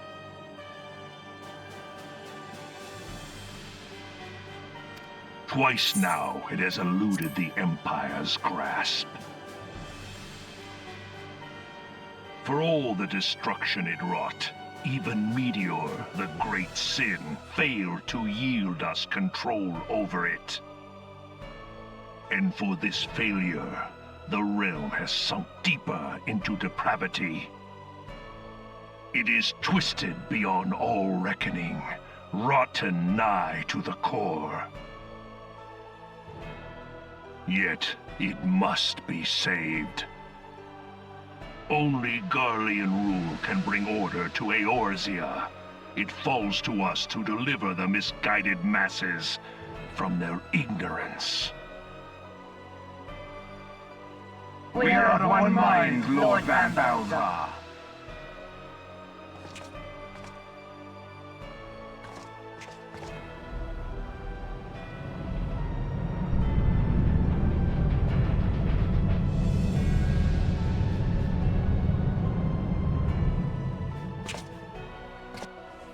Senior engineers, please report to Magitech research following scheduled inspection.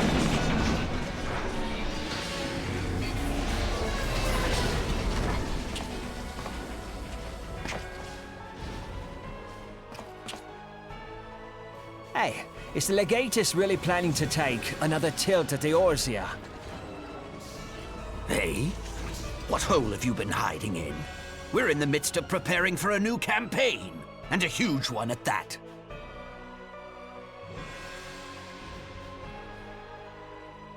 But I thought the Emperor had given up the Western lands for lost after Cartano. What could the Legatus possibly hope to gain by acting alone? I sense you harbor certain doubts over the wisdom of the Legatus's plan.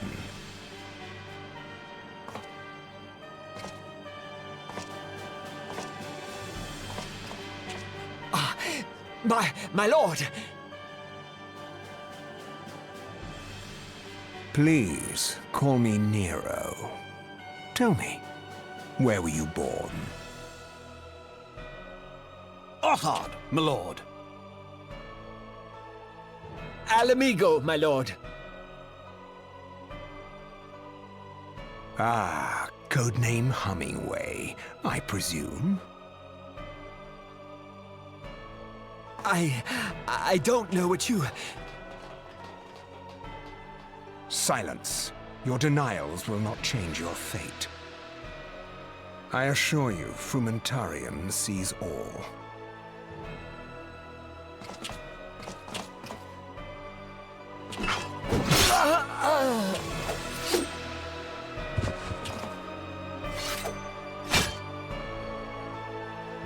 Clean up this mess, and do not miss any, or I shall be most displeased.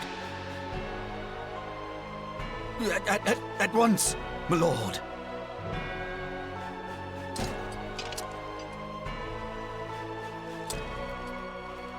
Garland, soon you will be made to know the true power of Magitech.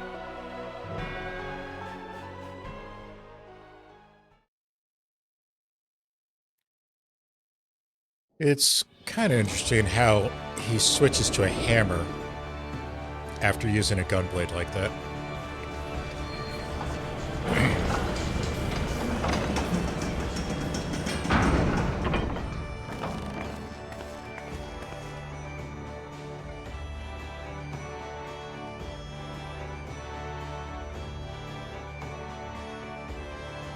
All right.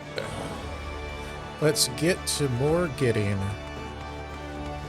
Nope, which way? Oh, I gotta go this way.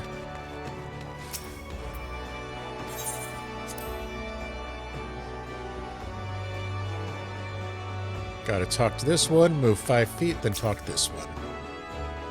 You are the Ul'dahn Envoy? Welcome to the settlement, sir. The Admiral's been looking forward to your arrival. Please proceed to the Crow's Lift at your earliest convenience. He will take you to the Bulwark Hall. Once there, pray speak to Xanathil. He'll be pleased to show you into the Admiral's command on the bridge.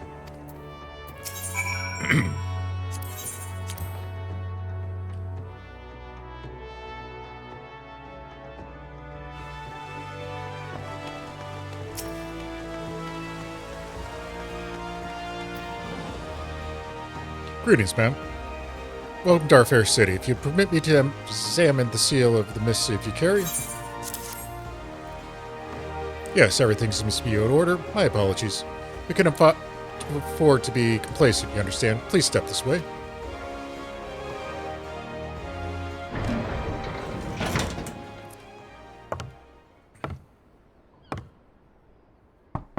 Enter.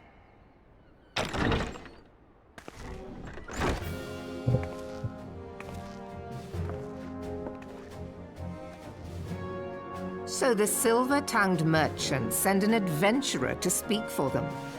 It appears the Ul'dahns place great faith in you. This way.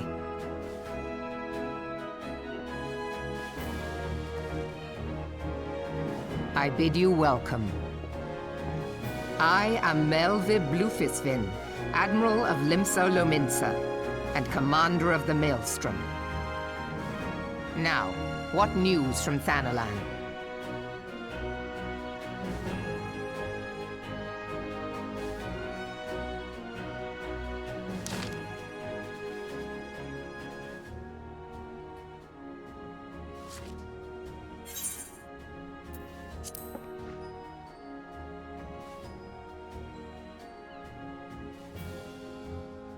Seven hells. Has it been 5 years? 5 years since the Garlean Empire sought to wrest Eorzea from our grasps. It was an answer to the Imperial threat that the city-states formed the Grand Companies and forged the Eorzean alliance anew. But Garlemald was not content to wager on all a simple contest of martial might. They had other plans, the Meteor Project. Legatus Neoval Darnus, hell's take him, intended to cleanse our realm by snatching up the lesser moon Dalmud from the heavens and casting it down upon our heads. Desperate to prevent this lunatic scheme, we marched forward our forces into the Cartno Flats, and there met the 7th Imperial Legion in battle. Yeah, those 7. Never have I seen a fight like the Battle of Cartno, and I've seen my full many. But though we gave no quarter, spared not 1 ounce of effort, we could not prevent what followed. From inside the shell of Dalmud came a winged nightmare, a dragon the size of a bloody city. 'Twas the elder primal Bahamut, bent on making an 8th hell of Eorzea. In the space of a breath, the legions of the Empire were set aflame, while our own armies fared little better. 'Twas as if the whole world was burning. Words cannot well describe the scene. And yet, by some miracle, a few among us were spared. Even as I steeled myself for death, a blinding white light enveloped me, robbing me of my senses. When I regained them, the dragon was gone and the still smoldering land was warped beyond all knowing.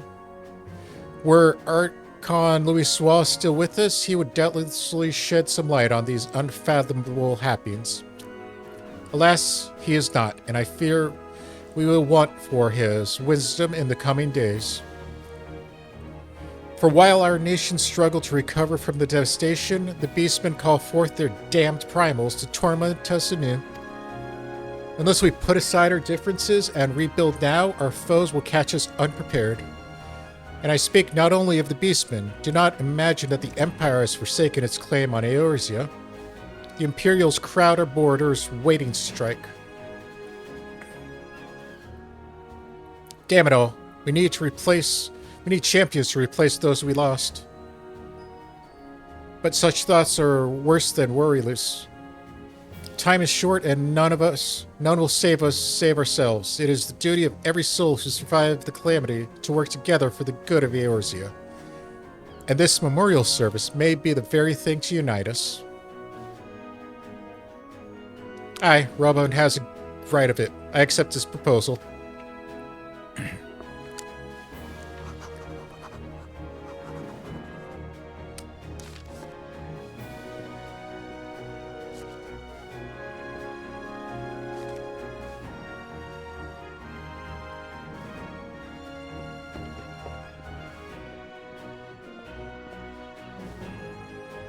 Your duty here is done, adventurer. I will see to it the Flame General receives my reply. You travel next to Gridania, yes? Pray give my regards to the Elder Seedseer. Oh, and tell her the wolf has been sniffing around the stables. A private jest and one in poor taste, but I would have you tell it all the same. Fare you well, Saphrine, and may the navigator guide you on your journey. Damn it.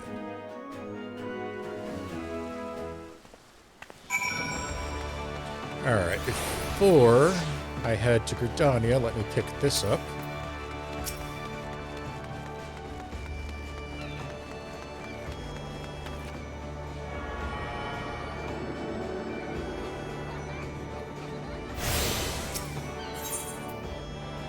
Set it as favored.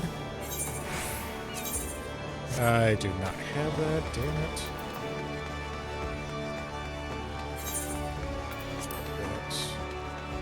It's not bad.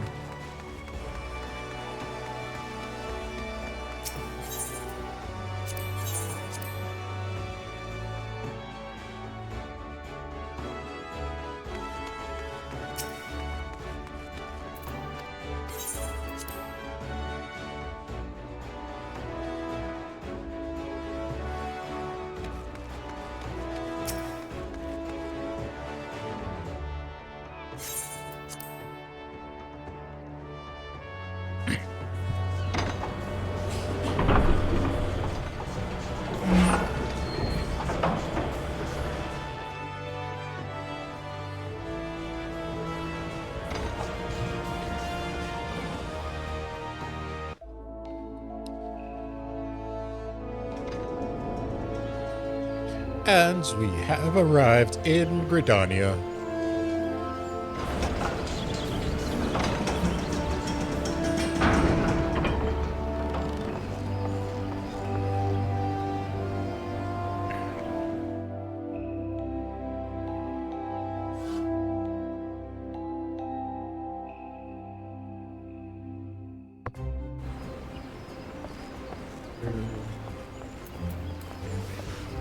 Up here.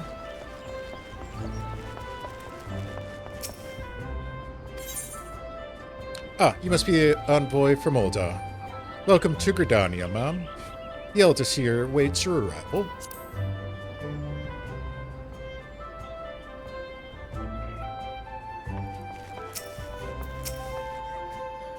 Greetings, good Mom. You are the Ul'dahn Envoy, are you not? I have received instructions to assist you. Pray make your way to the city proper and identify yourself to the conjurer at Nofika's altar. She will admit you to the lotus stand where the Elder Seedseer awaits.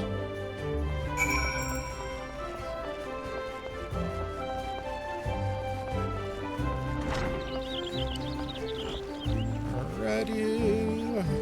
We are going and going and going.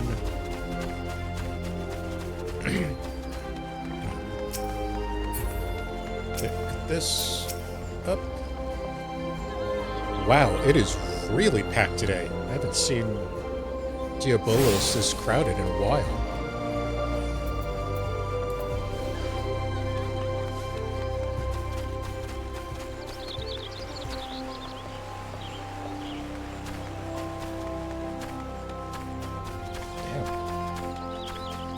I mean, that's a good thing, don't get me wrong.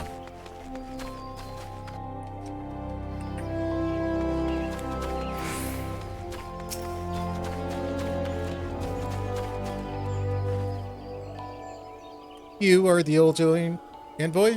Begging your pardons, ma'am, but might I inspect the missive you bear? You may not. Very well. This is a seal of the Supreme Commander of the Immortal Flames. Please come with me.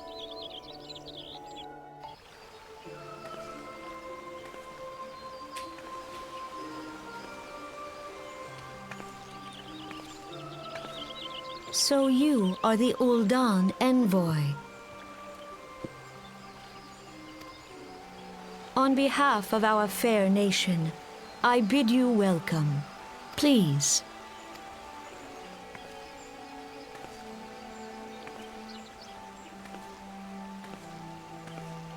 Allow me to introduce myself.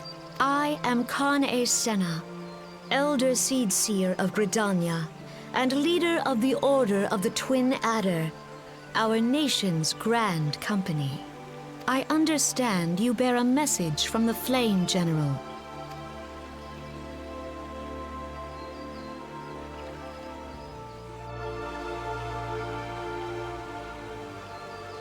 A remembrance service for the fallen of Carteneau. Pray, tell me, adventurer, what do you know of our conflict with the Empire?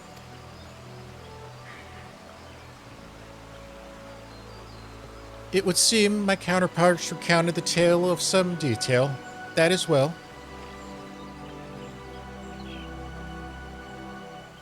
A message from the Admiral? A wolf has been sniffing around her stables, you say? I see. Well, I shall be pleased to provide her with such a counsel as I am able. But first, friend of my friend, I would tell you more of the Garlean threat. For the greater part of its history, Garlemald was not even among the most influential nations in Ilsabard, the northern continent. However, its innovations in the field of magitech, some 50 years past, helped raise it from the depths of this obscurity. Embodied by this technology, it set about the subjugation of its neighbors, swiftly absorbing each nation into its ever-expanding territory. And when all of Ilsabard lay within grasp, it turned its ravenous gaze upon Eorzea. Yet Garlemald's transformation did not come by virtue of magitech alone. Its success owed much to the consummate leadership of its first and reigning emperor, Solzas Galvus, the man who built an empire in his own lifetime. Yet he has lived long, and after more than 80 winters, it is said he grows frail and even more prone to illness. If the rumors are to be believed, the matter of succession has destabilized the imperial court. This would explain the Empire's relative inactivity in recent years, which has granted us a much-needed time to rebuild. Yet we cannot allow ourselves to be complacent, for Garlemald still maintains a presence in Eorzea, in the form of the 14th Imperial Legion. Commanding this great host is Legatus Gaius van Belzar, a man whose ambitions are well known to us. So long as he breathes Eorzean air, none of us may sleep easy. The calamity wreaked such devastation upon the realm that it has been all we could to nurse our wounds, never mind rebuild our defenses. Simply put, we do not have the strength to repel the Empire. To add to our woes, the beast tribes continue to summon their primals, whose very existence is a bane upon the land. Each nation is beset with its own primal problem. None has the resources to look beyond its own borders. The Admiral desires my counsel regarding a brazen wolf. She means to tell me that the Empire may soon resume its advance. Though the primals pose an undeniable threat to our survival, the threat posed by the Garleans is greater still. Clearly, each nation can no longer afford to think only of that which occurs within its own borders. A storm gathers upon the horizon. If we are to weather it, we must needs stand united once more. A remembrance service may help rekindle the spirit of unity which brought the people of Eorzea together when the Empire threatened our liberty. The Flame General was wise to make his proposal, and I wholeheartedly approve it. The necessary provision shall be made for a service here in Gridania.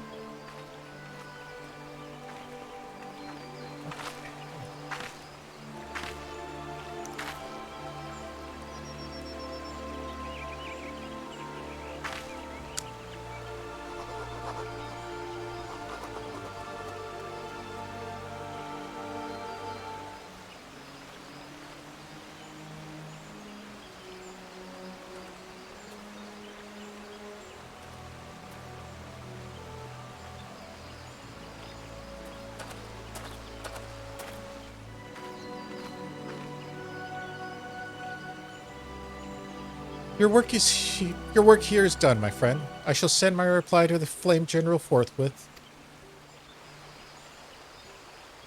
Thank you for coming. May the 12 see you safely home.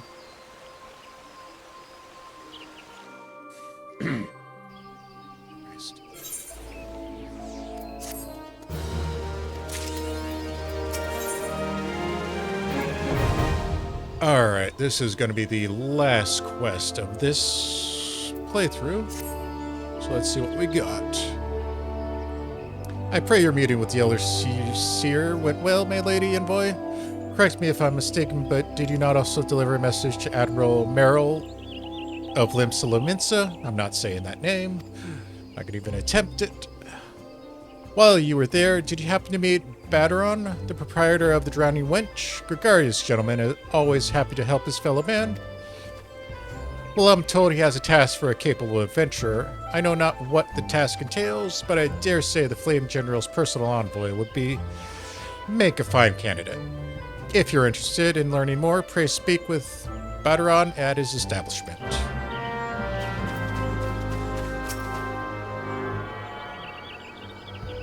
Oh, I didn't pick this one on the way in. Whoops.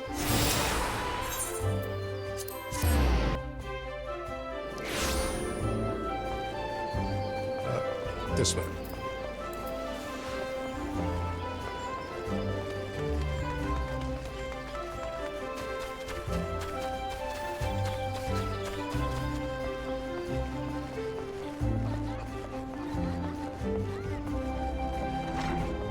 All right. Let's get this over with. Go to Limsa.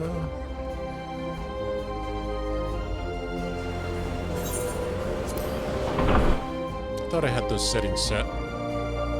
That shouldn't be showing like that.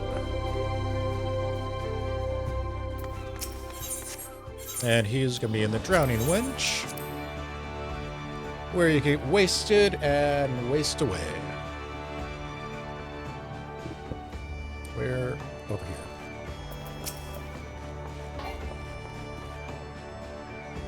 Welcome to the Drowning Wench. Sit wherever you like, lass. I'll be with you in a... Huh? Hi, I'm Balderon. Alright, who's asking?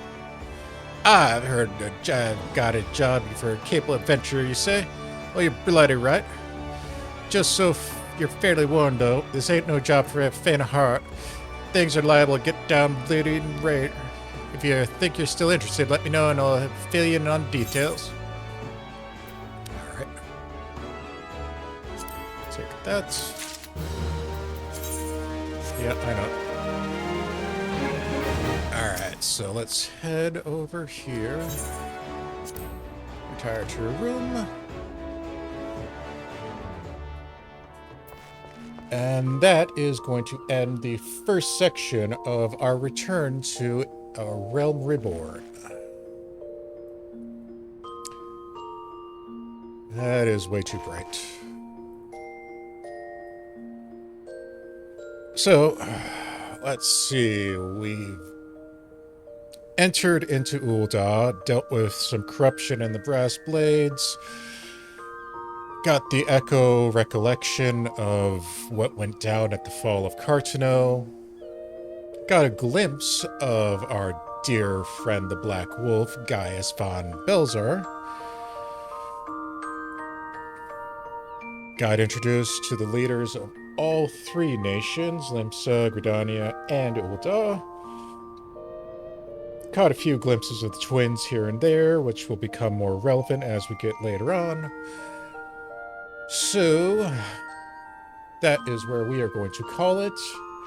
I am going to do a lot of crap off screen, because I got to pick up all those Aetherites in Gridania and Limsa. I also got to do some other things to get the glamour set up the way I want them. But as for now, we are going to call it there. So, as always, thank you for watching, and we'll see you next time.